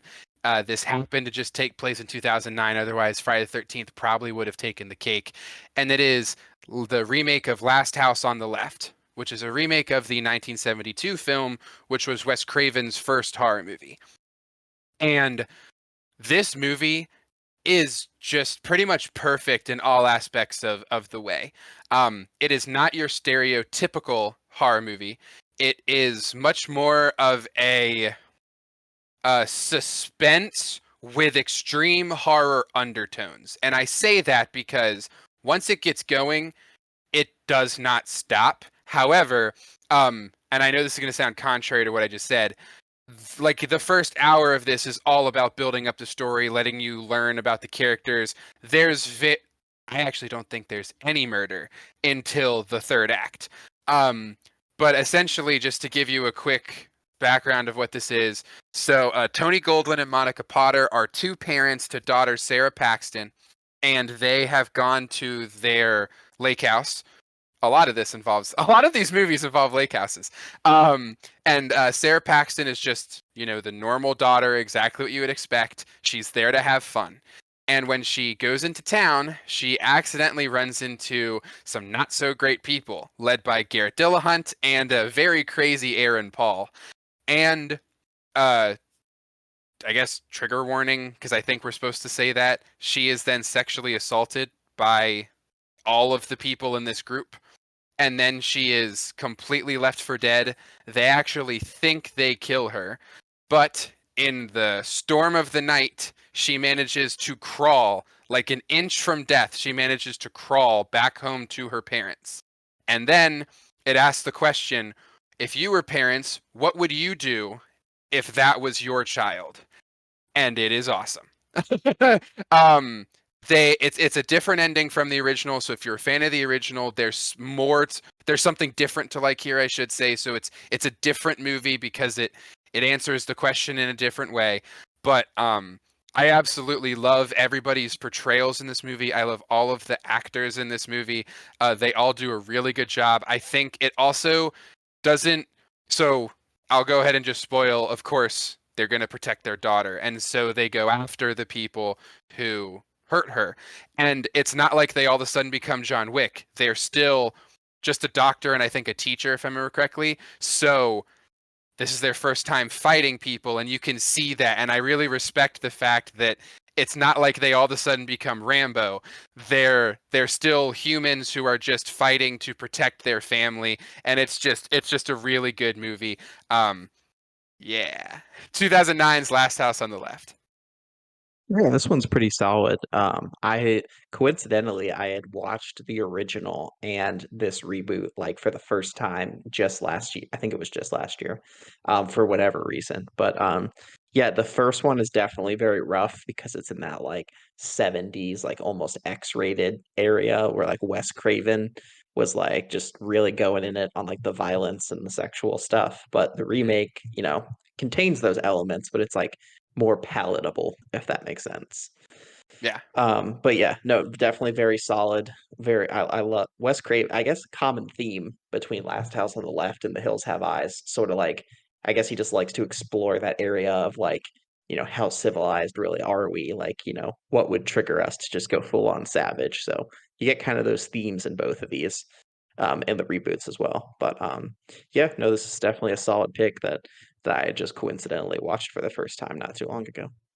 I know that everybody thinks of him for Nightmare on Elm Street and Scream, but Wes Craven just has a uh, uh, really good. I'm trying to resume of movies that he's done. I think I would make a general recommendation for a lot of people to go and watch some of the other ones that may be more under the radar or lesser known. He's just a really good filmmaker. Yes, he is. I completely agree. And I always get Ben Foster and Aaron Paul confused because I thought Ben Foster was in this movie. Yes, Aaron Paul is Breaking Bad. Yes. They just look kind of similar. So, No, that's fair. um, okay. 2010, one also that we've talked about before.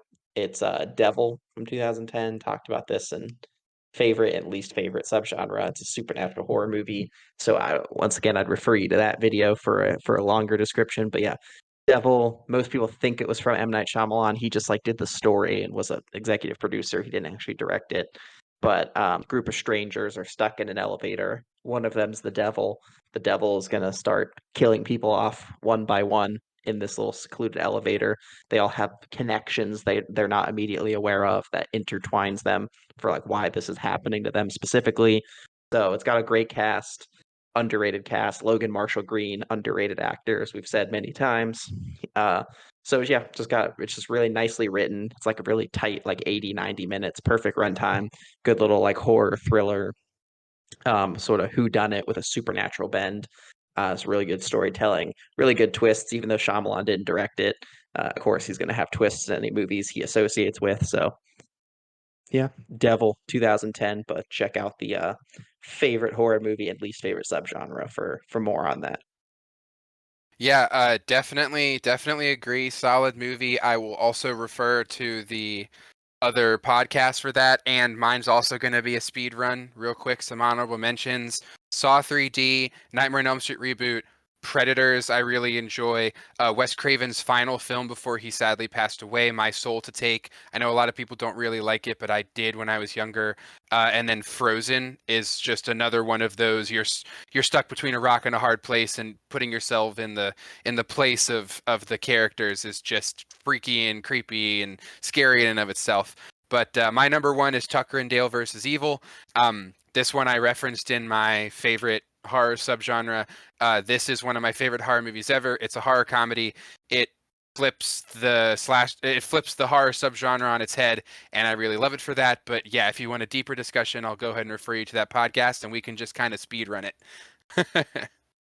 Another one that I definitely like. There's one movie I feel like that you've recommended I need to check out is this one, so I will try and track it down. But yeah, we had a good discussion on that, or you had good things to say in that video. So just watch all our other stuff, guys. It's just that There easy. you Give us go. This entire podcast is just an ad for the other podcasts. exactly. My 2011 is kind of cheating, but I had to talk about it. But I once again talked about it before and creature features, so I had to cheat because I really wanted to include my 2012 one, and it was like gonna be which one is it? But I'm and maybe not technically cheating because this came out at this premiered at a film festival in 2011. It just didn't get a theatrical release until 2012. So I'm considering this I 2011 for know all what intents you're and doing. purposes. But it's Cabin in the Woods. As I talked about in Creature Feature, very standard setup. A bunch of kids go to party in a remote cabin in the woods for a weekend of drinking and sex and all that sort of stuff, and they're being manipulated by this organization to put this ritual in place, and they're being uh, part of this like ancient ritual sort of thing, and there's just lots of creatures, lots of actions, really smart and witty, very meta, even more meta than Scream, I'd say, but just really cool universe, great acting, Chris Hemsworth, all that. But we talked about it in Creature Features. It was my number, was it my number one? I can't remember. I think it Yeah, was. it was your number one if I remember correctly. Okay, then yeah. So really like it, but I just had to include it, so I just cheated. But it did premiere in some capacity in 2011. So So ironically, uh, well, first I'll give my honorable mentions. Red State and Scream 4, two of just generally speaking my favorite movies. My 2011 is also my favorite from the favorite horror subgenre, and that's 2011's You're Next. Like I said in that one, I think this perfectly embodies what you want from a slasher movie. It also simultaneously is a home invasion, so it has that aspect going for it. And it's also a satire on the slasher subgenre as a whole. So it's hitting every single angle of your brain, especially if you're a slasher fan. So we went more in depth in this in that podcast. You should go watch it. Cabin in the Woods is awesome. I considered it 2012, which is why I don't have it here as an honorable mention. But I understand why you did that, which is perfectly fine. I do one of those later, so I'm not gonna dock you for it. Cabin in the Woods is an amazing film. That's also one of my favorite horror movies. And yeah, if you want to hear a deeper discussion, go watch the creature feature. But yeah, Cabin in the Woods is just great. exactly. Very, very good film. So I had to make it work because I think I like my 2012 one better, but it's honestly a wash. So 2012, my I think I can definitively say my favorite horror movie. It's always part of that top three that I alluded to earlier, between Trick or Treat, another one that will come up on this list, and then this movie. But probably my pick for most just underrated, underseen horror in general. But a movie that I love to talk about that I don't think I've even mentioned yet, but on this podcast in general. But so it is from 2012. It is Sinister. I knew it. So Sinister from director Scott Derrickson, who most people know from like Doctor Strange or The Black Phone, and C. Robert Cargill, who is like they have like this great relationship where he writes the scripts and then he directs his scripts, and so they've had that relationship going for a while. In this case, he wrote it and then Scott Derrickson directed it. But Sinister is this movie from 2012 starring Ethan Hawke. About Ethan Hawke plays this writer who writes true crime. And as part of his newest, he basically had this one hit early in his career, and then it's been like 10 years of like no success, like him trying to chase and recreate, that heyday. And he's questioning, should I just give up? Am I just never going to reach that height again? But he's writing this next book that he thinks could be his new like magnum opus about this series of unexplained murders that happened in this house. And he decides, what better way to get inspiration, for this book than to live in the murder house. And so he goes to live in this house where this murder took place that he's writing about. And he finds this box of the film reels in the attic, and the film reels capture the murder on tape and also capture other unsolved murders on tape. So these murders were not previously linked, but now with them all being on film reels, that he found in this house, he starts to think that there's some sort of connection, and he starts pulling the thread of this investigation, looking into, who made these tapes, when were these tapes made, how are these murders all connected across the country. And yeah, it is just a great movie with terror, suspense. Definitely delivers on thrills and jump scares. I just love the concept. It's literal found footage in the sense of like he's literally finding foot. The movie itself is not found footage, but that idea of like finding footage and watching it. So I will say that the actual footage in the movie is just terrifying and done really well. It's got a crazy good twist in the end, and Bagul is one of my favorite horror icons of all time, who I even dressed up for Halloween once with you. Yep. So, I helped you make the yes, costume. yes, you did. So Sinister is, I think it's gotten a lot more mainstream exposure now, but I still don't think it's cracked. Like I don't think the average person would recognize it as they would like a Halloween or a Friday the 13th. So, and I definitely think it's one of those modern horror classics. It'd be great if we ever did get a sequel because no such sequel has ever existed in the history of ever. Um, but yeah, there's just this one and only this one. So maybe they'll make a sequel at some point. You're right. It's crazy because the first one did so well that they didn't make a sequel. Um, yeah, this one, if you were to ask me what your favorite horror movie is, I would definitely say this movie. I know it kind of changes based on mood, but if I had like gun to my head, I'm picking Sinister. Great movie. I That's a ended up good watching bet. it.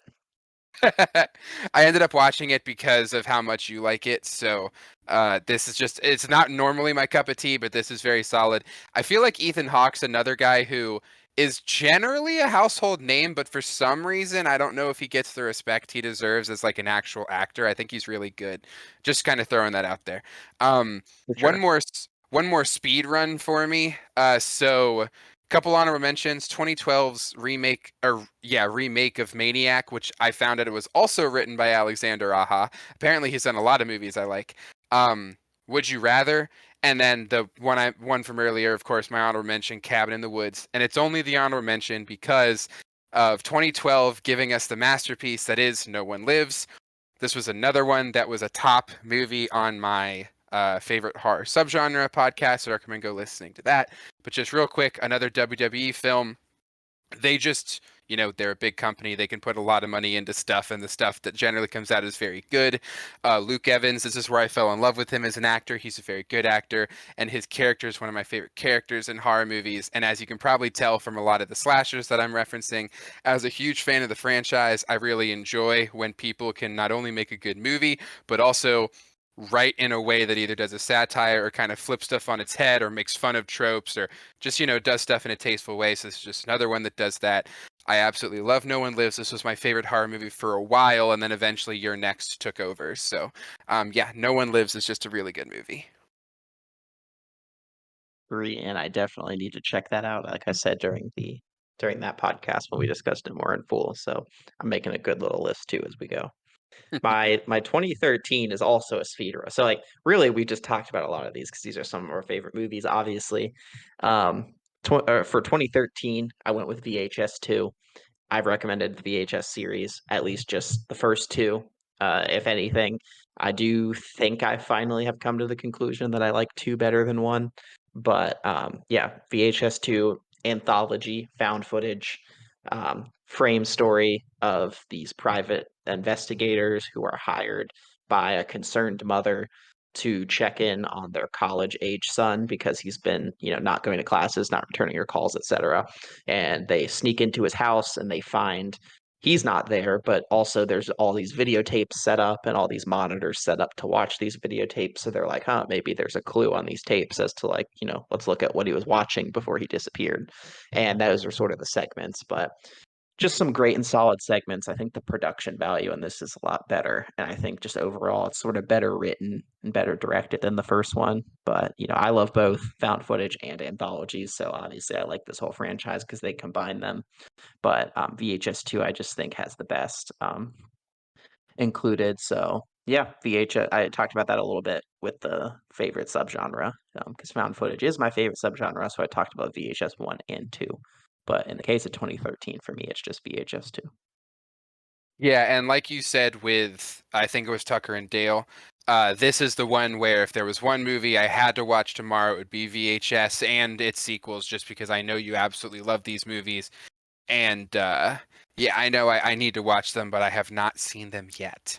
Um, my 2013 is the reboot of Evil Dead.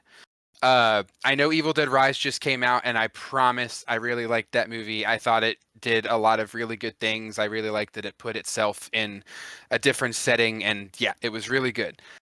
However, I personally still really like the 2013 Evil Dead remake. I'm sorry, I'm gonna say reboot because this is a reboot. It's not a remake. This is one of the ones where when people say I don't like reboots or they say, hey, what should a good reboot be? I say go watch 2013's Evil Dead. I think that this takes the source material and Fede Alvarez just goes to town. Like if I'm not mistaken, this was one of his first things, if not the thing that put him on the map. And so I think that's completely for good reason. The kills are awesome. This is going to sound like a weird phrase, but the gore is tasteful. The cinematography is amazing. The ending sequence is one of my favorites. Just generally, it's got to be like top 10 in just horror movies in general. The everything that happens in the blood rain, and so I just having a reason to be in the cabin, to stay in the cabin, having a reason to explain why the characters aren't necessarily likely to believe the person who's seeing what's going on. They really do a good job of explaining everything, and I feel like that's not something that happens in a lot of movies, like especially in the paranormal stuff. The kid sees something and the parents don't believe them because the kid's a kid or whatever it may be. And like, yeah, but also there's some points at which you were like, okay, parents, listen to your kid, blah, blah, blah. Like with this, everything makes sense. And because of that, because I think they do a really good job of staying true to the source material, but also giving us a new, fresh take for modern audiences. That's just I really love this movie. I am more than willing to rewatch it whenever somebody asks. I just think it's done really, really well. I actually watched this for the first time back in April because I really wanted to see Evil Dead Rise, and so I had never seen any of the Evil Dead movies, and I went ahead and watched them all. I watched the original trilogy, and I watched this reboot. This reboot was definitely my favorite of all of them, including Rise, because sort of hot take, I didn't really care for the original trilogy. I don't know. I just feel like they were very on top of anything else, they were just very dated. And I know Sam Raimi had like an intention of like what he was trying to do, but I just I didn't I just felt like all the movies, it's like he's trying something different in each of the original trilogy, and just none of them really work. They're kind of just like bizarre movies, which I understand is why a lot of people like them. It's part of the allure and appeal, but just not for me because like I just kind of struggled just on a basic level trying to like understand what he was doing, if that makes sense. Yeah, that does. And that's also very fair. Bruce Campbell's also awesome, which adds to Yes. it. He definitely is, and he was a great part of those movies. But what I appreciate about the reboot more is it's just much more straightforward. Like you said, like in the original, like I said, they're just kind of bizarre movies, really, because it's like they're not made conventionally, I don't think. I know he made the first one like literally like as a film student on like a bare bones budget with his friends. So like it's not a professional movie in that sense, but like, obviously very well made for like those being the circumstances, but like it just leaves a lot that's just unconventionally done or unconventionally left out, whereas this one just feels a lot more like streamlined and palatable in like a good way. Hmm. And yeah, and I really appreciated that they stuck to like practical effects largely. But And real quick, I did confirm this was Fede's like breakthrough film, so I did get that one right. yeah, Fede Alvarez is weird. He like makes a like banger movie and then just like disappears for like 5 years. And then we'll just like come back and like do a banger movie and then just like disappear for 5 years. It's Yeah, just a weird he has a weird career trajectory because like a lot of people too, like, they'll like be an executive producer on like a crap ton of projects, even if they're not directing them. But he like doesn't. He just like shows up, releases a really good, well-received movie, disappears, and then will just reappear with something else. He like doesn't even do anything much in the meantime. It is weird considering how long he's been active. You'd think, like you said, he'd be either attached to or have created more movies, and it's kind of surprising that he hasn't. So, but this is definitely a solid one. It's my favorite of the series. I agree. Um, 2014, my honorable mention is sort of found footage in a way. I guess so, because we included The Den. It is Unfriended from 2014. It is Screen Life, so I kind of put that under found footage as well. But I personally really like these movies. There's two of them. I think they're both very solid. I just think that this first one I do think is better, but I don't know. Most people just think they're like cheesy garbage. And they kind of are, but I do genuinely think it has some really solid, solid scares, solid story, and just the characters, being just like novice, actors that are just like actual teenagers, just, you know, having to do these things virtually, like react virtually. It is really cool because it was genuinely a real Skype call. Like they weren't like filmed separately, they were just actually on Skype and it was actually recording their screen. So just the fact that they're able to like emote and like riff off of each other in that sense. I just think it's done really well. But yeah, basically, Unfriended, a group of high school friends are on a Skype call, and there is an anonymous user that intrudes on their Skype call that has some far-reaching capabilities, I'll just say, in terms of like not being able to be kicked out and stuff, and it starts interfering with them in real life. So yeah, it's a solid movie, 2014. But my favorite had to be one that we've talked about before, House is October Built. Um, Favorite found footage movie, one of my favorite horror movies of all time. Another one that I have to watch, either on Halloween night or around Halloween night. But I'd refer you to favorite in favorite subgenre for me.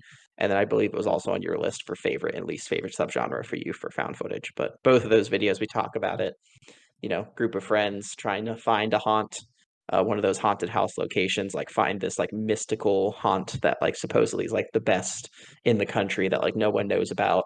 And they sort of come across this sort of shadowy organization with haunts across America that might offer more real scares and thrills than they were looking for. So always a go-to recommendation, but we've talked about it in two separate videos, so I won't spend much more time on that now. But 2014 officially is the House October build.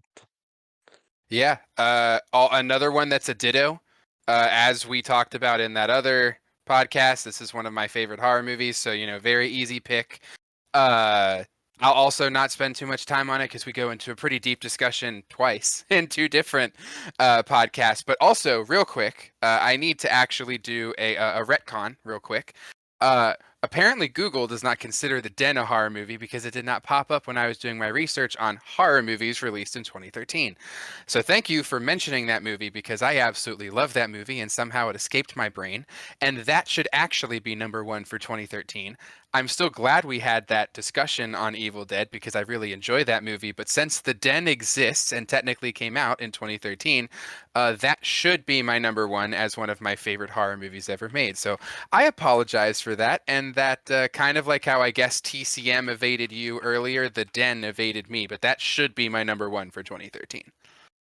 Very good. That is a great movie. I would refer everyone to favorite movie and least favorite subgenre, or I guess in my case, favorite. I think you had also mentioned it in least favorite, right? Yeah, uh yes. I'll just say that without Yeah. spoiling.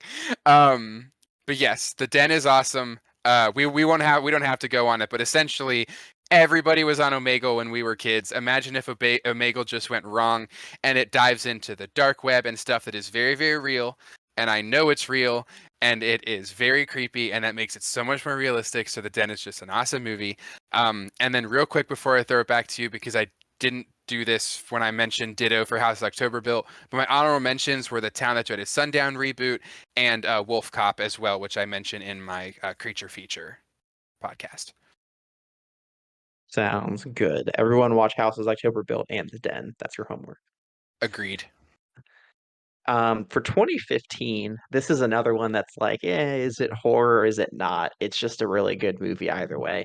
Definitely more on the psychological thriller side, which does have some overlap. But 2015, it's this movie called The Invitation.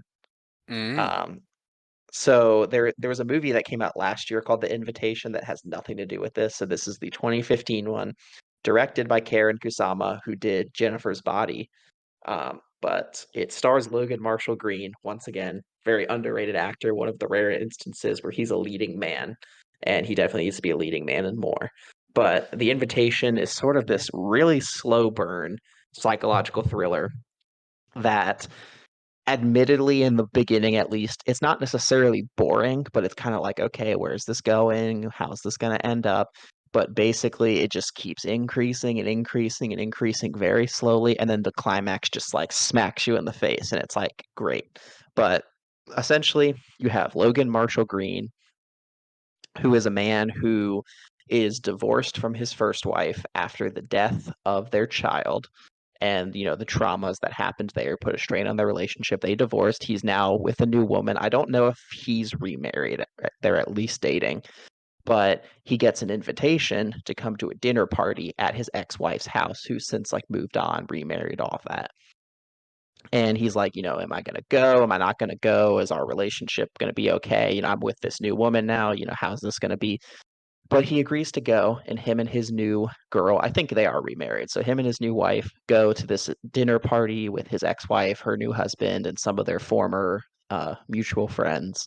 And the night already starts off on a weird foot, but then it's just start. I really don't want to give too much away, but basically, his ex-wife's new husband is involved in this new, like, new age meditation sort of thing group, and it's sort of like a front for like recruitment into this group, and it like seems harmless enough, but it just starts getting weirder and weirder and weirder. And once again, it's one of these movies you want to go into totally blind. I've even said too much, but I'll just leave it at that. And just I promise, just stick with it. It will feel a little boring at first. It will feel a little meandering at first, but it will definitely pay off into a great and horrific end. Yeah, as somebody who hates slow burns, I 100% back your statement. This is a great movie. It completely pays off. You just got to stick it out. Like I said, hate slow burns, but take it from me. This one is very solid. And I do think that this would be considered a horror movie. I know I talked about at the beginning about kind of looking at the elevation of horror and kind of the way it was in the late 90s, the 2000s, as we get into the 2010s. And I think that this is where I know nowadays, and it's been like this for a while, we've had a lot of what I believe has been deemed elevated horror, and I would think this would count as that in the way it makes you think and the themes it has and whatnot. But still horror nonetheless, and a very good movie at that. And once again, we give a shout out to Logan Marshall Green. Um, as far as my 2015, my honorable mention is a movie called The Final Girls, which I think is, at least from what I can tell, what a lot of people consider like one of the better satire horror movies. I know I've gone on entire rants about how those are my favorite kinds of things, and for the most part they are. This is one that didn't necessarily hit home with me. I still think it's a good movie, but it didn't necessarily hit home like some of the other satires. So that's why it's not my number one. My number one is one of my favorite horror comedies from when I was younger. It is Scout's Guide to the Zombie Apocalypse. This one is just your stereotypical high school movie, but there's a twist. There are zombies. It's a young Ty Sheridan, Logan Miller, Halston Sage. I think Patrick Schwarzenegger is one of the characters. And essentially, there are a group of friends who are in high school and they are still Boy Scouts. And the one guy is like a super Boy Scout. They kind of allude to him being that type of person who's just super into it. He loves what he's doing. He likes hanging with his friends. Nothing wrong with that, but just that type of person. And the other two are like, we're in high school. We want to date girls and we want to go to parties and do stuff that we can't really do if we're still scouts. And there's kind of like that whole dialogue. But then the zombie apocalypse happens. It literally just comes out of nowhere. And while they are running for their lives, they happen to come in contact with a stripper. And I know what you're thinking. What? But she's like the best part of the entire movie. She is a fully adult human being who adds so much comedic relief. And she also helps these boys become men, not in the way that you're thinking. There is pretty much no in this movie, or I should say sexualizing at all. It's just very funny because she actually gives life advice. She's like their therapist the entire movie, and it's just, I'm not generally one of those people who really likes high school movies, but this is one of those ones that is just really funny. It definitely hits home a bit. And I think that if you're someone who likes horror comedies, this is one of the better ones. It's really solid, and I love Ty Sheridan. I feel like he's kind of fallen off the face of the planet as of late. I feel like he was in a lot of movies around this time, and I haven't seen him in a lot since. But I could just have not seen what he's been in. But yeah, this is 2015 Scout Guide to the Zombie Apocalypse. Very solid movie. Yeah, he was Cyclops in X-Men Apocalypse and Dark Phoenix, but then obviously those fell off, and I think he did Ready Player One and really hasn't Hmm. done much since. Yep, But exactly. He was just in a bunch of blockbusters and then fell off the face of the planet. There you go. yeah, I have not seen this one. I've heard you talk about it. I definitely want to check it out, especially because it's directed by Christopher Landon, who did Happy Death Day to You. He is doing Scream 7, so sort of like has a history in like slasher, sort of like horror comedy, satire, meta-ness. So yeah, he's a good director. Sounds like he fits this sort of story. So I'd be curious to check this one out. Maybe when Scream 7 comes. Eventually, I'll like look through his filmography and get to this one. There you go. It looks like he also did Freaky and We Have a Ghost. Yes, he did do Freaky as well. That's a good one. My number, not my number, my number 2016. So for for my year, 2016, this was another dry year, which I was a little surprised. At least for me, I was a little surprised. Like there just wasn't as much there that I really liked or really stood out. So I kind of went non-committally with a sort of safe choice. I went with The Conjuring 2. I do genuinely enjoy the first two Conjuring movies. I know I talked about that as honorable mentions for when I talked about supernatural movies. The Conjuring 2, I don't like it as much as The Conjuring 1, but I still think it's like a solid like 3.5, maybe even 4 out of 5 if I'm being generous. Yeah, I like the story in this one a little bit more. More uh it's more than just stereotypical cliche haunted house setup. Based on a real case, of course, the Enfield poltergeist, where this woman, this single mom in Britain, she became convinced that her house was haunted and her daughters were being possessed, and it turned into this big media scandal where like the media was involved. So this movie, like that's an interesting element. The Warrens are having to deal with like skepticism and like actual proper skeptics, and they're being put under a microscope of the media. And of course, they're convicted that these things are true. They're convinced that these things are true. Um, and I guess we as the audience know that they're true because we know that these are horror movies and we know how they go. But it just sort of introduces those interesting angles about the Warrens and their investigation. And obviously, it gives us the Nun in easily the best performance of the Nun, since the Nun was terrible and the Nun 2 was all right, but it's the best in this movie. So I don't dislike this film, but it's still just not one. I don't want to say I feel bad about putting it in this place, but it just non-committally was like the best out of what I saw from 2016. Yeah, The Conjuring 2 kind of holds a special place in my heart just because I had not seen 2013's Conjuring, but because I was going on a first date and this happened to be like the best movie that was out, it was recommended that we see Conjuring 2, and I like fell in love. Rewatching it, like you said, it's a good movie, it's not great, but at the time, Valak just like I think I mentioned when you mentioned this before. I have never been so excited for a horror spinoff as I was for The Nun, just to have my heart ripped out because of how absolutely terrible it was. But Valak is so good in this movie, kind of like you said, and I still want a Crooked Man spinoff. So yeah, Conjuring 2, very solid choice.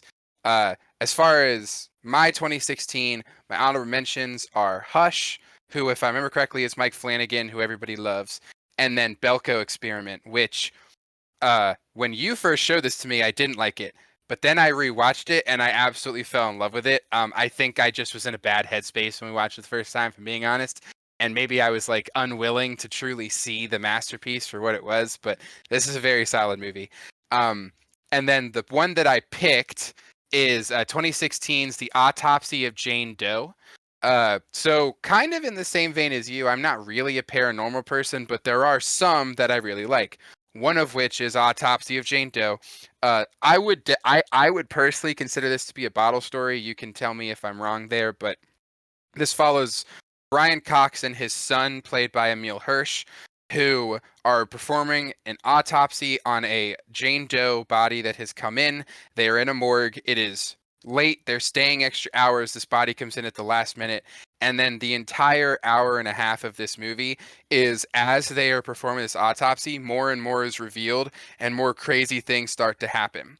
Now, if anybody has played the game The Mortuary Assistant, which is a relatively newer game. I think it only came out a year ago. It basically is the plot of Autopsy of Jane Doe, so it's just that creepy. The Mortuary Assistant's a very good game. This is a very good movie. I don't want to say anything about it because I feel like I'll be spoiling stuff, but it just trust me, it's very solid. Kind of one of those ones that has a slow start, but once it gets going, it's really good. And I personally am a huge fan of Brian Cox. I think he's a great actor. Probably one of my favorites. He's very underrated, and yeah, this is just a solid movie. No, actually, I think I might actually change my mind to this is probably the one I should have mentioned. I don't know how I skipped it or how I missed this. We both just are terrible at doing research, is the moral of this podcast. Yeah, no, this is really solid. I think this should have been my number one because I agree with everything that you said. This is a great underseen movie from Andre Orvidal, who is a great, he's Scandinavian. I can't remember exactly which specifically. I think Norwegian. Um, but yeah, he's done like Troll Hunter. He did Scary Stories to Tell in the Dark. He did the Last Voyage of the Demeter this year. He's a solid, definitely like up and comer. I think in the getting more mainstream exposure in the horror community. Yeah, very very solid movie, and I'm glad that you have now made it your number one. Yes, my 2017 we've talked about. Best shark movie of all time, 47 meters down. Just refer you to creature features. Just two girls go shark caging and they get stuck at the bottom, 47 meters below the surface. And there's a bunch of sharks that are just not realistic at all, but just it's if you talk about claustrophobia, terror, fear of the water, fear of, fear of the deep, if you will. It's just claustrophobic, terrifying, stress inducing, anxiety inducing. Very well done. And I recommend the sequel, 47 Meters Down Uncaged, as well. But yeah, for 2017, that was easily going to be my favorite horror movie. But I refer you again once more to the Creature Features video where I talk about it more in depth. Yeah, and this one's very interesting because while I didn't love it as much as you did, still a good movie. The scene that we talk about in Creature Features, that's like the scene, I would put up there with the kitchen scene from The Strangers, and probably some other ones as like one of the best, like pure fear moments I've seen in a horror movie. It's just that good, and the movie's worth watching for that alone. But yeah, very solid movie. Uh, 100% would put both of those scenes in like a top 5, top 10 scariest of all time. There we go. I like it.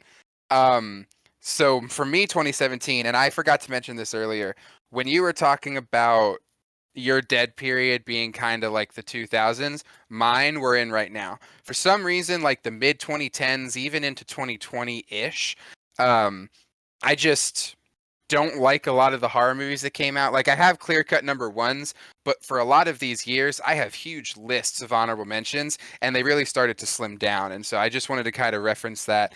So for 2017, my honorable mentions are Leatherface, which is a prequel to Texas Chainsaw Massacre. I know a lot of people didn't like it. I like seeing the origin of Leatherface. I just kind of think it adds an extra layer of character or an extra layer to the character, excuse me. And then also 2017 would be Jigsaw, another one that I know a lot of people didn't like when it first came out. I didn't even like it when it first came out, but then after rewatching it, I think I've rewatched it 3 times now. I would put this in probably top 5 of the Saw movies. Like I just think it's done really well. I think it's a really good movie. It actually is much better than I originally gave it credit for. Um, but my top pick is 2017's Gerald's Game. And this is interesting because kind of like how I said that my least favorite subgenre was found footage, and then I kind of talked about how I like a lot of a lot of things with found footage. Um, I don't really like Stephen King. I never really got into his books. However, for some reason, a lot of the movies that are based on his stuff, I do really like. So, of course, The Mist. In Creature Features, I mentioned Silver Bullet.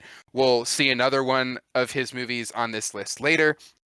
And then, of course, Gerald's Game. Um, Now, this one is 100% psychological thriller. It is a horror because I think this once again goes back to some of the stuff we were talking about before, where if you try and put yourself in the shoes of let's see, Jesse. If you put yourself in Jesse's shoes, you would be just as scared as she is. You would be just as freaked out. And that fear component is why I'm going to call this a horror movie, though I understand that people could argue it's a psychological thriller, but I still think it's a horror. So just as a little setup, Jesse and then Bruce Greenwood's character Gerald go away to it's not a lake house, but it's a summer home, like a, classic setup. And their marriage is kind of failing, so they're deciding they're going to spice things up in the bedroom. He handcuffs her to the headboard, and then while they're doing it, he has a heart attack and dies. So the entire like hour and 20 minutes after that, she's trapped to the bed. She cannot escape. She cannot get out of the handcuffs. And what proceeds to happen is just so creepy. I think it's the Moonlight Man is what he ends up being called. One of the creepiest characters that I've seen in a movie.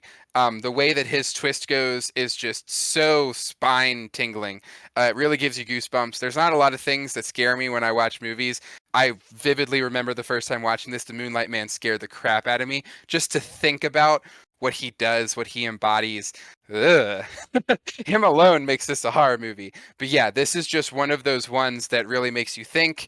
I personally was on the edge of my seat the entire time watching it because I was I was rooting for her, trying to figure out what was going to happen, and it's just one of those like nail biters. And so yeah, I really like this movie, 2017's Gerald Game.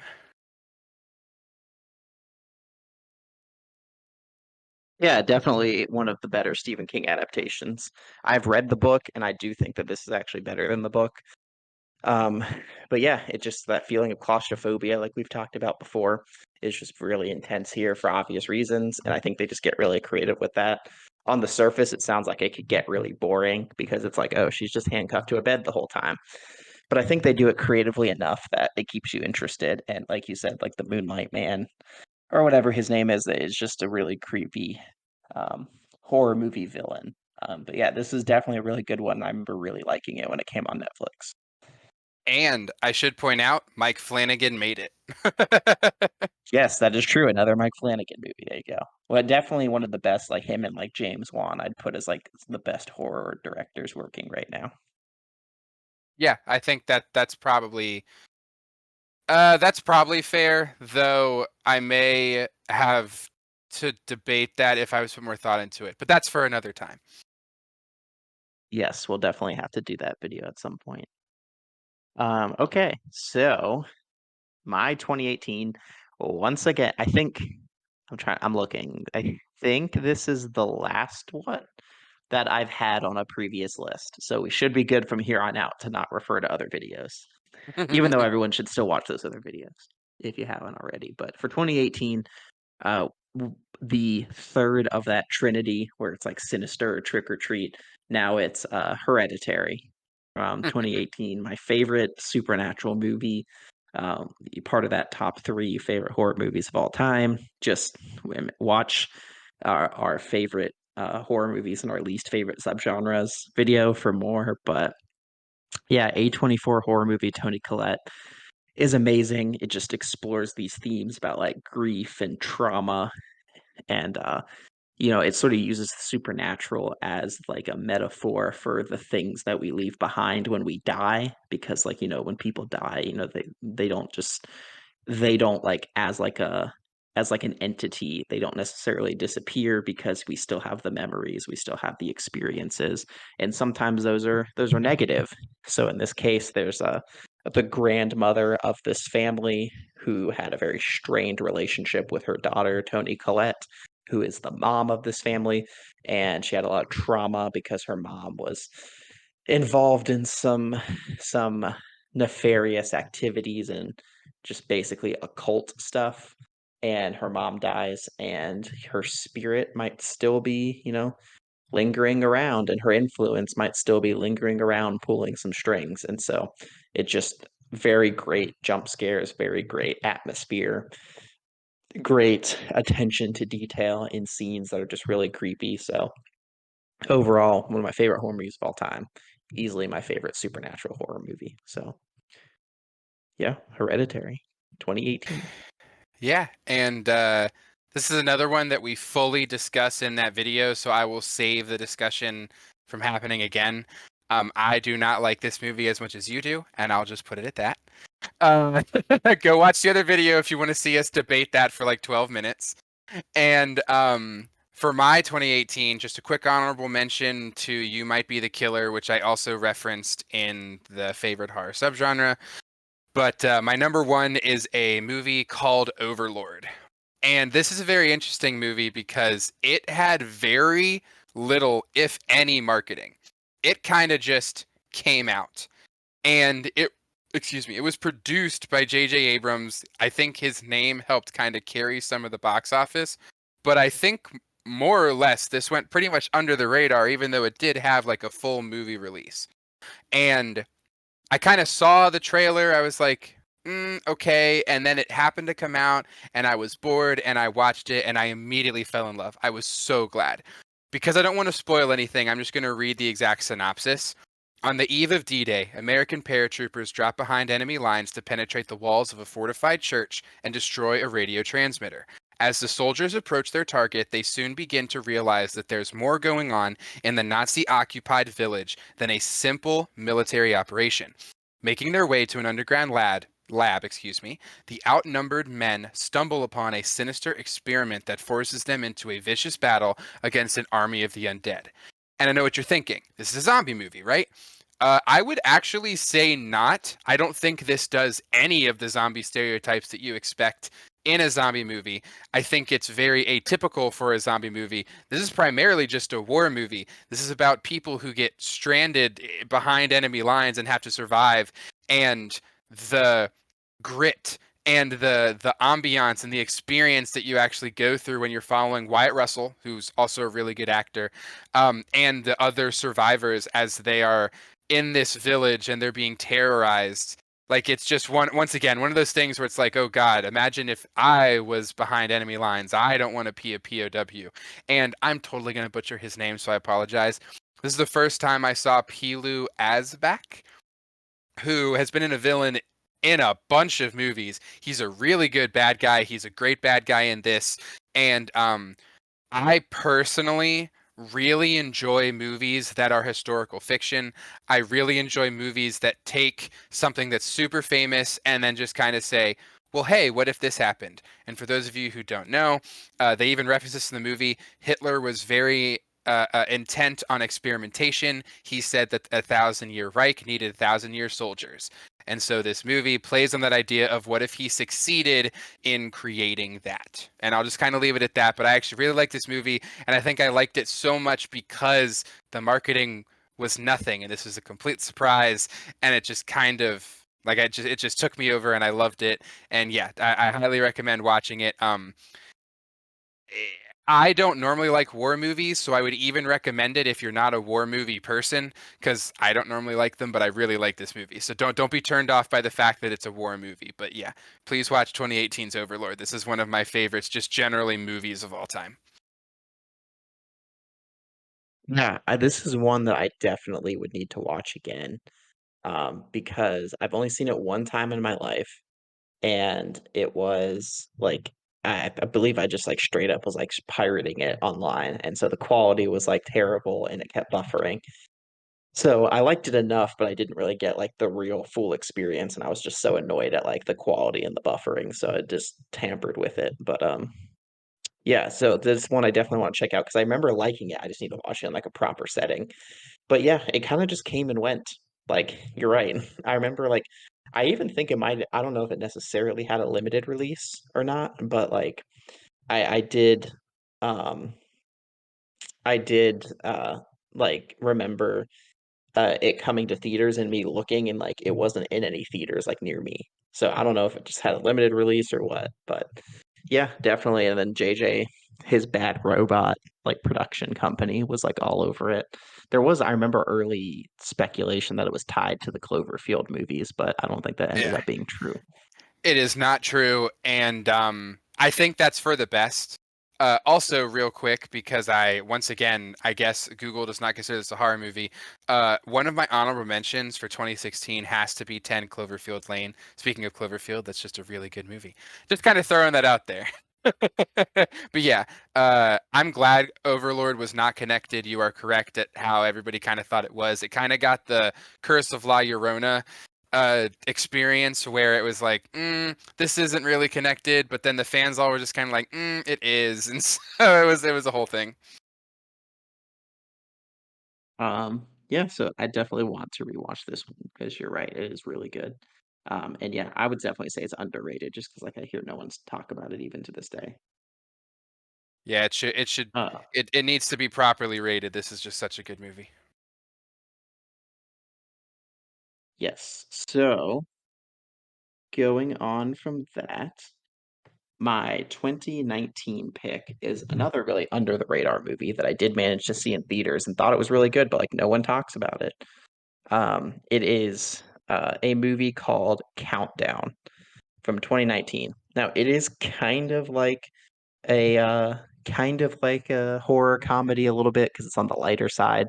But I just think it has a really cool concept, and B, it has really good jump scares, and it just has really just the direction, the way like the jump scares are structured, and the way things look and things come out at you. It does it really well. But Countdown is sort of Final Destination esque. It's basically about this app called Countdown that's starting to go around the world, and when you download it and turn and like open it, it has a countdown and will predict like to the second when you're gonna die. And so people start doing it. This was like before TikTok was really a thing, but basically what would now be considered like a TikTok trend. Like people do it, and basically it starts to work. And this girl uses it, and it says she has like barely 24 hours. And her sister also has like barely 20, or like, no, I think she's all right, but her sister has like barely 24 hours. And so she's like concerned. It's one of those things where she's like much older than her sister and their parents are dead. So she's like, the one that like cares for the sister basically as like her own child, and she's like really protective, so she wants to do like whatever she can to stop her sister from dying. So she starts like investigating where this app came from, what it is, and it's just got some cool lore to it. Like I said, it's sort of a horror comedy, so there's like some really funny moments. I mean, Tom Segura is in it actually, and Hmm. he's a really funny character. But yeah, this movie also just kind of came and went, but I honestly really enjoyed it, and it's not been well received in hindsight. People talk bad about it, but I think it's really good, and it's my favorite from 2019. Yeah, this is one that I'll admit when I saw it in theaters, I wasn't immediately enamored. Like I thought it was good, but I didn't think it was great. But then I gave it a rewatch and I definitely appreciated it a little bit more. I'll be honest, I went to go see it because Tom Segura was in it, like you said. He's my favorite comedian. I think he's hilarious. He's great in the movie as well. But yeah, no, this ended up making the list as one of my honorable mentions. So yeah, very solid. Um, looking at my honorable mentions now, it actually probably could have been number one if it wasn't for the fact that my favorite paranormal movie of all time came out in 2019, which is of course 2019's The Cleansing Hour. This stars Ryan Guzman and Kyle Gallner, who Kyle Gallner has completely been around the block. He's a horror icon at this point. I keep seeing people call him the modern final girl, which I just think is funny. And then Ryan Guzman was in like Step Up and The Boy Next Door, and is kind of like the pretty guy and stuff. And in this movie, he is as well. So that's kind of funny. But anyway, this is one that I believe I referenced in a previous video, but it wasn't on a list, so I am going to dive just a wee bit deeper, but I referenced it because it relates to one of the ones you referenced. And that is that, no, I did reference this one in the most underrated movie, so I'll skip over it. This is another speed run. I am so sorry. I have a bad memory. Uh, this is just a great movie. It's a guy who fakes like he can do exorcisms, live streams it. A real demon comes, and then like the last hour and 10 minutes is just a demon playing with them. So yeah, I'm so sorry. I forgot. I think this was one of my most underrated movies. So yeah, I will not go in depth on the cleansing hour. Okay, awesome. I have not seen this one. It sounds very similar to that one that I mentioned, The Last Exorcism. Yeah, it's But definitely it's solid. The I highly recommend this one. It's very cool. yeah, I would definitely have to check it out because I liked The Last Exorcism, and like I said, it sounds similar, so I'm sure this one would be. Okay. My 2020, obviously 2020 being the year that it was, we had very slim pickings, like very slim pickings. But this was one that happened even before the COVID outbreak. So I'm glad that, we managed to get this in. Movie that I'm a huge fan of, one of my favorite movies of the 2020s so far, but it is from Lee Winnell, 2020, The Invisible Man. So I'm not particularly a big fan of like the Universal monster movies. Like I like them and respect them, but I'm not one of those people that like watches them regularly.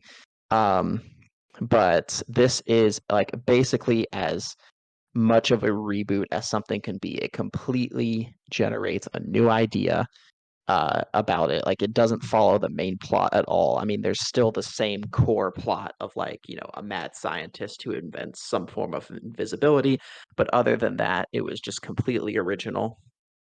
Um, but yeah, so it just takes a very creative direction. It follows Elizabeth Moss, who is a woman in an abusive relationship with her, I think it's her husband at that point.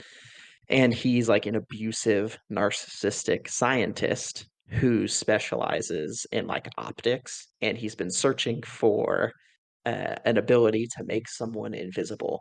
And basically, she runs from him and escapes his abusiveness.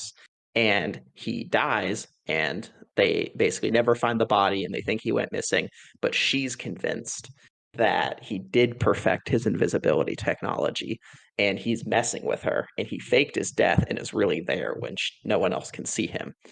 And so this movie just does so well with that feeling of like dread and that feeling of paranoia where it's like for like will just focus on a chair and it's like an empty chair, but you think, could there be someone there? Is he there? Is he in the room or is he not in the room?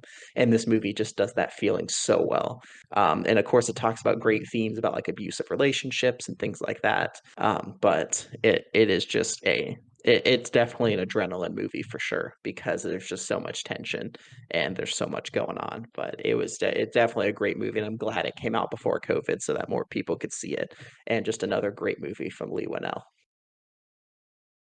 Yeah, this one's an interesting one. I have not rewatched it since I saw it in theaters, and when I saw it in theaters, I didn't really like it. Um, I think if I remember correctly, it was primarily the story I didn't really get behind, though I do remember liking the cinematography and the direction, kind of like you were talking about, where you're just staring at a chair and you're wondering if someone's there or not.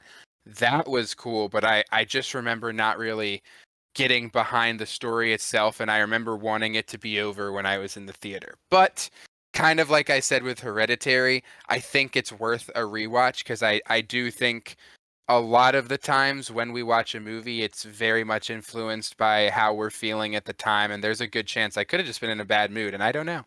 But yeah, so at the moment, I remember not liking this movie, um, but that all could change in the future.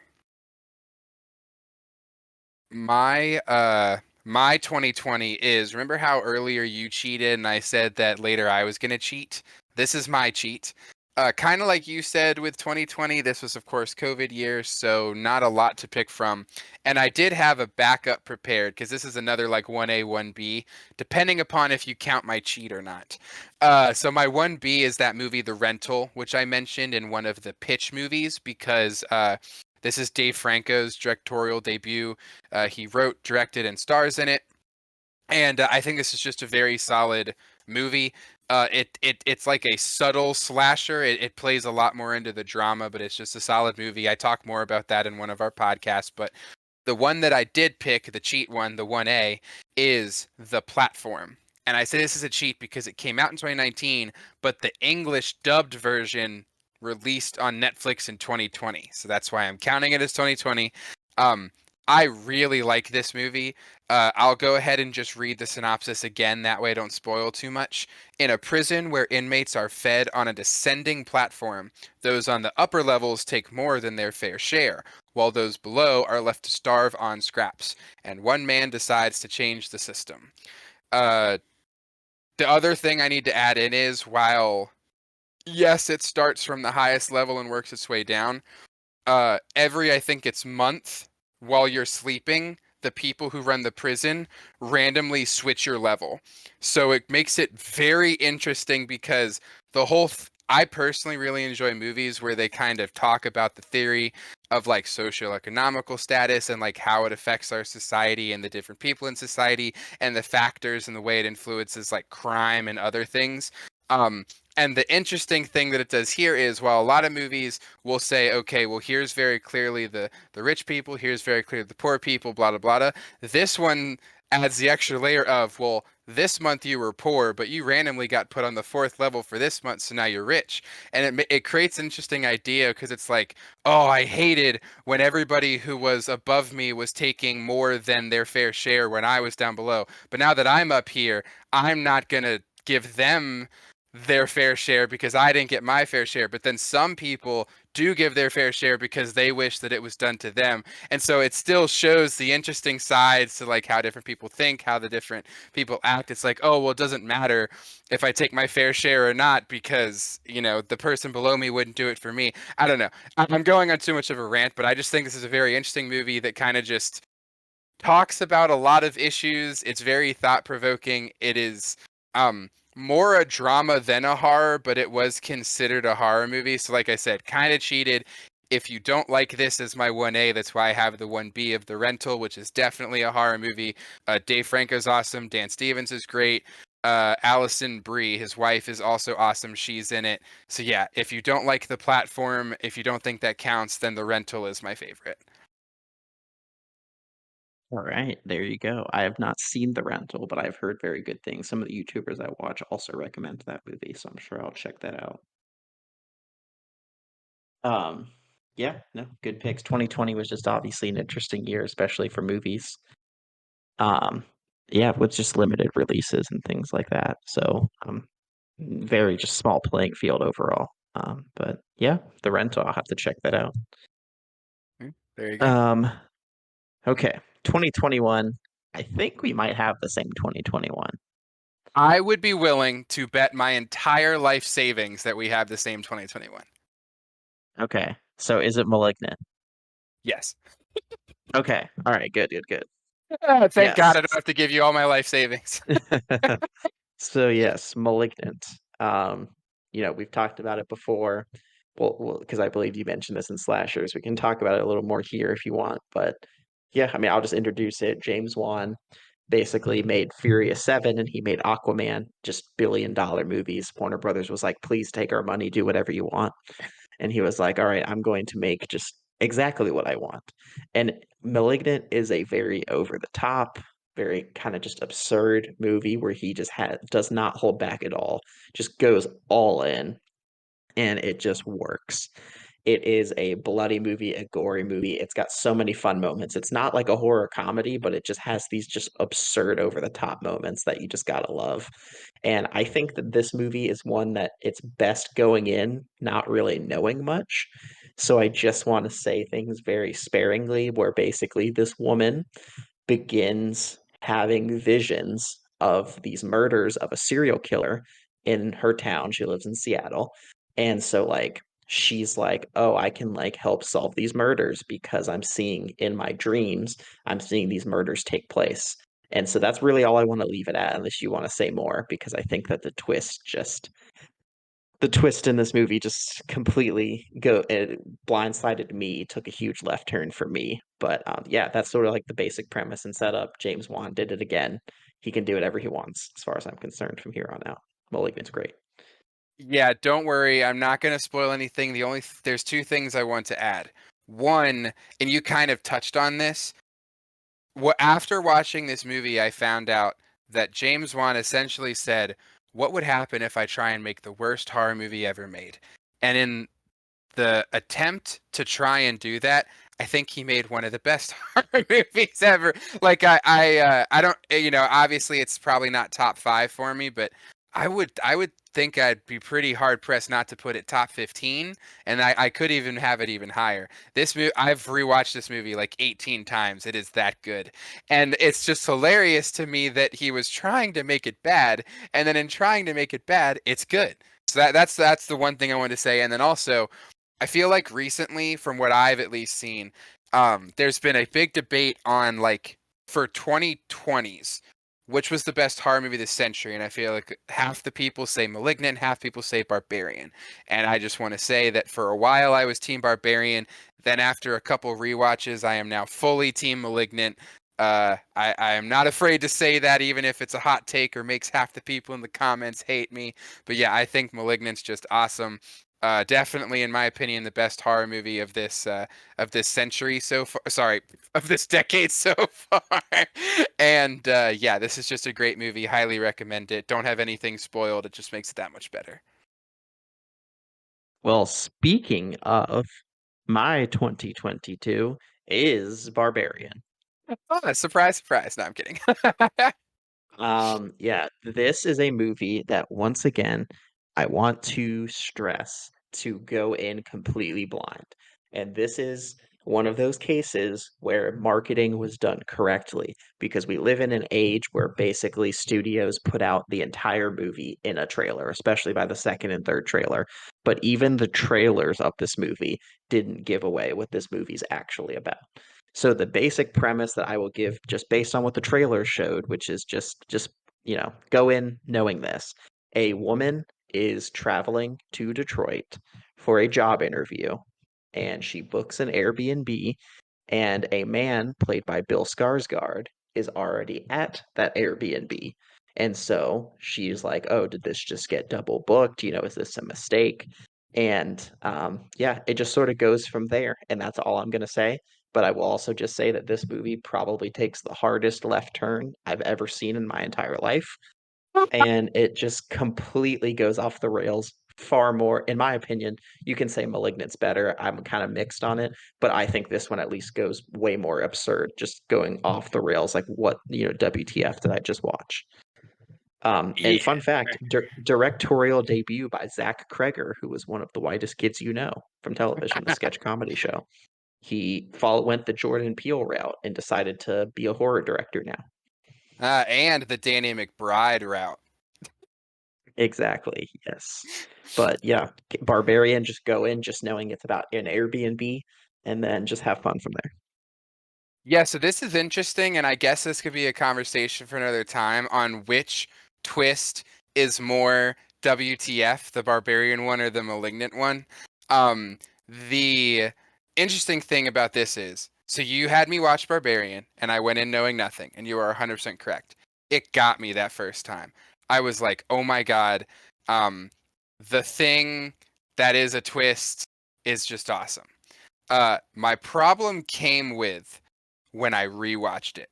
It had nowhere close to the same effect. And for me, when I'm picking my favorite movies, I like to go off of rewatchability. And while I 100% agree Barbarian is a really good movie, especially for the first time viewer, since it didn't have the rewatchability for me, I have Barbarian as my honorable mention for 2022. So I just wanted to kind of put that out there. When I'm picking favorite, I like to go for rewatchability. And I think, at least for me, once I already knew the twist, it did not hold the same uh, uh, as it did that first time. But I did want to specify that you are 100% correct. That first time, like I said, I had it as my favorite until the rewatch. Um, what I did pick, I don't know if you're going to think of this as a uh, controversial one. I actually picked Prey, which I was not expecting to, if I'm being honest, but I realized that I guess I just didn't like a lot of the horror movies in 2022. I'm a huge fan of the Predator franchise. If you probably realized from earlier that I had a couple of them on here as honorable mentions. The This one was interesting, and of course, Disney now has their rights. They're rebooting the stuff. I believe Fede Alvarez is the one who's giving us Alien Romulus, and eventually they want to do a reboot of AVP. But so this one was I was like, okay, I'm excited. I want it to be good. I want more Predator. Predator to me is my second favorite behind Jason, which I know sounds weird because I think a lot of people like, of course, this is an action franchise, but also there's horror aspects, especially in that first movie where the Predator's really like a slasher villain who's hunting, who's stalking. So like I think you can make the argument. But anyway, this one is like fully on the side of horror. There's still action sequences, but I think it's arguably the most horror of any of them. And it follows this Comanche woman who is effortlessly trying to prove that she can hang with the dudes. And they go into the kind of hierarchy of the Native Americans at the time, and we get to see all of these beautiful shots of the way that America looked back then. And I know I went on a whole rant during my Revenant thing about how I hated how much scenery we got. I think Prey does it in a much more tasteful way. The way that we interact with the animals, the way we interact with the wildlife, in my personal opinion, just kind of hit home better. You know, take that as you will. Maybe I'm a hypocrite. That's up to you. And then the other thing is the monster is awesome. The predator that we have in this, the Yautja, I think he's done really well. I like a lot of the scenes where he actually does attack, where he does things. Kind of like I said, it really, to me at least, goes back to like those horror roots of he's stalking, he's hunting. It's kind of that idea of like he's the perfect predator, quote unquote, and he's hunting his prey. And so also, you know, take it as you will, but you're kind of putting yourself in the space or in the place of the Comanche warrior, and you're like, I'm armed with nothing but a bow and arrow. Can I take on this super high tech alien? And you know, she does. And it to me, like, I remember when I first watched this, it was kind of like, okay, that was good. It wasn't necessarily what I was expecting, but that was good. I didn't really know how to feel. Then after I rewatched it, I liked it a lot more. And this is probably the pick I feel the least strong about. Um, but I just for some reason didn't really like a lot of the 2022 horror movies, and the rewatch of Barbarian just really knocked that one down a peg for me when I was trying to pick favorites. So the 2022 pick is Prey. Maybe if I watch another one, because there's a lot of horror movies that come out in a year, of course. And so if I go on a binge and I watch some more 2022 ones, there's a good chance I'll find one that may take the top spot. But this is my pick currently. All right. Yeah, I liked Prey a good bit. It wasn't my favorite. I still would like mid-range with the Predator movies. But yeah, no, it's a solid pick. I'm curious to see where those go in like sequels, but it definitely was a good one for sure. I did want to say also just real quick, honorable mention I forgot to mention for 2022 was Smile. Really good movie, really good trailer. Oh, I think it and was Kyle Gallner again. yes, and Kyle Gallner. And I think that Smile's I believe it's getting a sequel. But yeah, Smile 2022. Okay, so now the final year, this year so far, 2023. I do want to say I am really looking forward to Eli Roth's Thanksgiving, which premieres in like 2 weeks. Um, I don't know if that would be able to crack the number one, but I do really like that trailer. I'm really looking forward to that. That's really the only horror movie I can think of that I haven't seen this year that I wanted to. But yeah, so my number one of this year, thus far, as of filming right before Halloween, surprisingly, at least to me, was Saw X. So, Ah, like okay. I said, I'm a big fan of the Saw franchise. Saw X is my second favorite of the franchise. I still ultimately prefer the first one, but I think Saw X was easily the best sequel. And I just think that this is the direction the franchise should have gone the entire time and actually focused more on John. Because it's kind of weird when you watch the Saw movies where it's like he's like the main character, but he's like barely in it when you really like watch it, except for like, like three, he's very in 2 and 3, he's really involved in. And it's just bizarre. I mean, spoiler alert for a franchise that's like 15 years old. It's just bizarre to me. Like you kill off your main character in the third installment of what you're planning to be a very long franchise. Just a weird, because then they just had to keep like bringing in apprentices and reframing it and adding all these twists where I feel like I'd just be curious to see the logic of why they did that. But now we actually finally get to focus on John Kramer. I think this one, as far as like messaging goes and themes, was probably the strongest. I think that the performances are great. Tobin Bell is probably at his best here, and it does the whole like "don't breathe" two thing, where like it really makes him what they call an anti-villain, which is a villain that thinks they're a hero as opposed to an anti-hero. And it just it's just kind of bizarre how this movie frames it so effectively to make you root for John Kramer and for putting these people in these traps, because the people he's putting in these traps are just so despicable. So, for those who aren't familiar with the Saw franchise, Ja in Saw X, John Kramer, who is Jigsaw, it's in between Saws 1 and 2. He's struggling with his cancer. He hears about this miracle cure from this clinic down in Mexico that's going to cure him. He goes down there, spends a bunch of money, and is told that he's cured, only to learn it was all just a lie. And those people cheated him out of basically all he had left, and he still has the brain cancer, and he's still going to die very soon. So he decides to put those people that were running this con through a series of traps. So very John focused, they bring Amanda back, very Amanda focused. And it's just, why were we not doing this the whole time? Honestly, is what I was thinking. Because I just think that their chemistry is great, really develops him as a character more here than anywhere else. And yeah, it's crazy how it's able to frame it into making you root for him. But yeah, Saw X has been my favorite horror movie of the year so far. Interesting. I will be honest in that I did not expect that one as your pick, but not a bad pick at all. Um, that one, I will say that one I have as an honorable mention. It was very interesting because I had a number one for the entire time we were doing this to decide like what I wanted it to be, like leading up to this. Then you had me go and watch a movie, and it really threw things for a loop. Because the more I think about this movie, the more I've really fallen in love with it.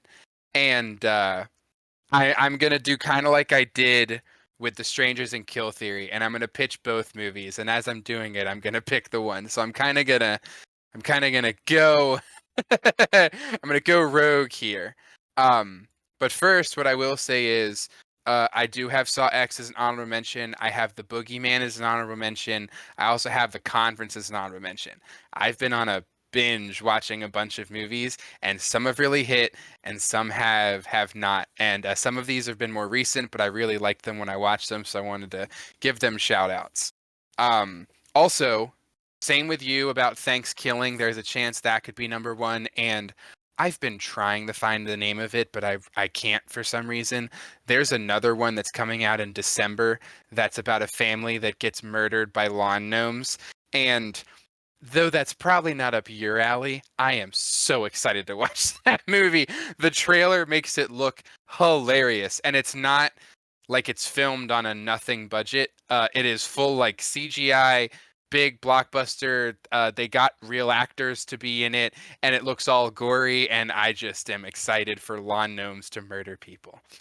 But now back to my 2023. So first, well, we'll call these 1A and 1B. First is the one that I had as my number one for the longest time leading up to this, and that is The Pope's Exorcist. Now, I know that this has pretty much been a relatively divisive movie. It did really good at the box office, so it's getting a sequel. But as far as like online, the reviews have been relatively mixed. I think it's generally arrived somewhere at mid, as the young kids would say. But this fathers the a real tale of Father Gabriel, who was the Pope's exorcist. And like I said earlier, I really enjoy movies that are historical fiction. And I don't say that as in, oh, exorcisms aren't real. If you believe in them, if you don't believe in them, that's perfectly okay. What I mean is, and this is a complete spoiler, so I apologize in advance.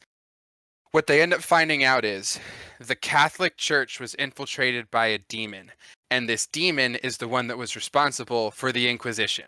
And they go into this whole thing about how the Inquisition, which is like one of the greatest black marks in the Catholic Church's history, was completely done by this demon, and they kind of like set up this whole lore, and I think that was just a really cool thing for them to do. The movie itself kind of plays out as you would expect from an exorcism movie, but because of all of that added lore, I think that it was different enough. Also, as I've mentioned before, Russell Crowe's kind of a guilty pleasure actor for me, and I think he does a good job. Also, they set up sequels in like the best way possible. Like at the end, they literally set up this like Pope crime fighting force, and it's really funny, but also could just be a solo movie, could set up sequels. These are based off of books that were actually written by Father Gabriel. He was a real person. He performed exorcisms for the Pope for years. And so, kind of like with The Conjuring, if it really wanted to, it could probably do 8+ movies and never run out of stories. So, to me personally, I'm hoping that happens, but I just kind of thought this movie was very well done. But then we get to the one that threw a wrench in everything, and you can probably guess what this is because I think for the last week I haven't been able to stop talking about it. And this was Cobweb, and uh, you said, "Hey, here's the synopsis for the movie. Give it a watch." And it finally came on Hulu, and I was like, "Oh, that's the movie you said to watch." And man, am I glad I did. Like the more I think about this movie, the more everything just works. And I normally am not so quick to like do recency bias, like really place this movie in like a high pedestal. I need to give it a rewatch, but it's only been a week. I can't give it a rewatch yet. And so this is really weird for me because I normally don't do this, but the more I think about it, the more this movie was just awesome. Like the twist is amazing. I think it does a really good job of kind of pulling like a Malignant, where it like makes you think it's one thing, then it becomes another thing. Um, Anthony Starr is awesome. Lizzie Kaplan's great. The kid does a good job. Uh, uh, it's just so creepy. It's like a paranormal movie that doesn't go overboard. Like when he's having the dream and they're just kind of being creepy, it's like a little scare here or there, but they don't go overboard.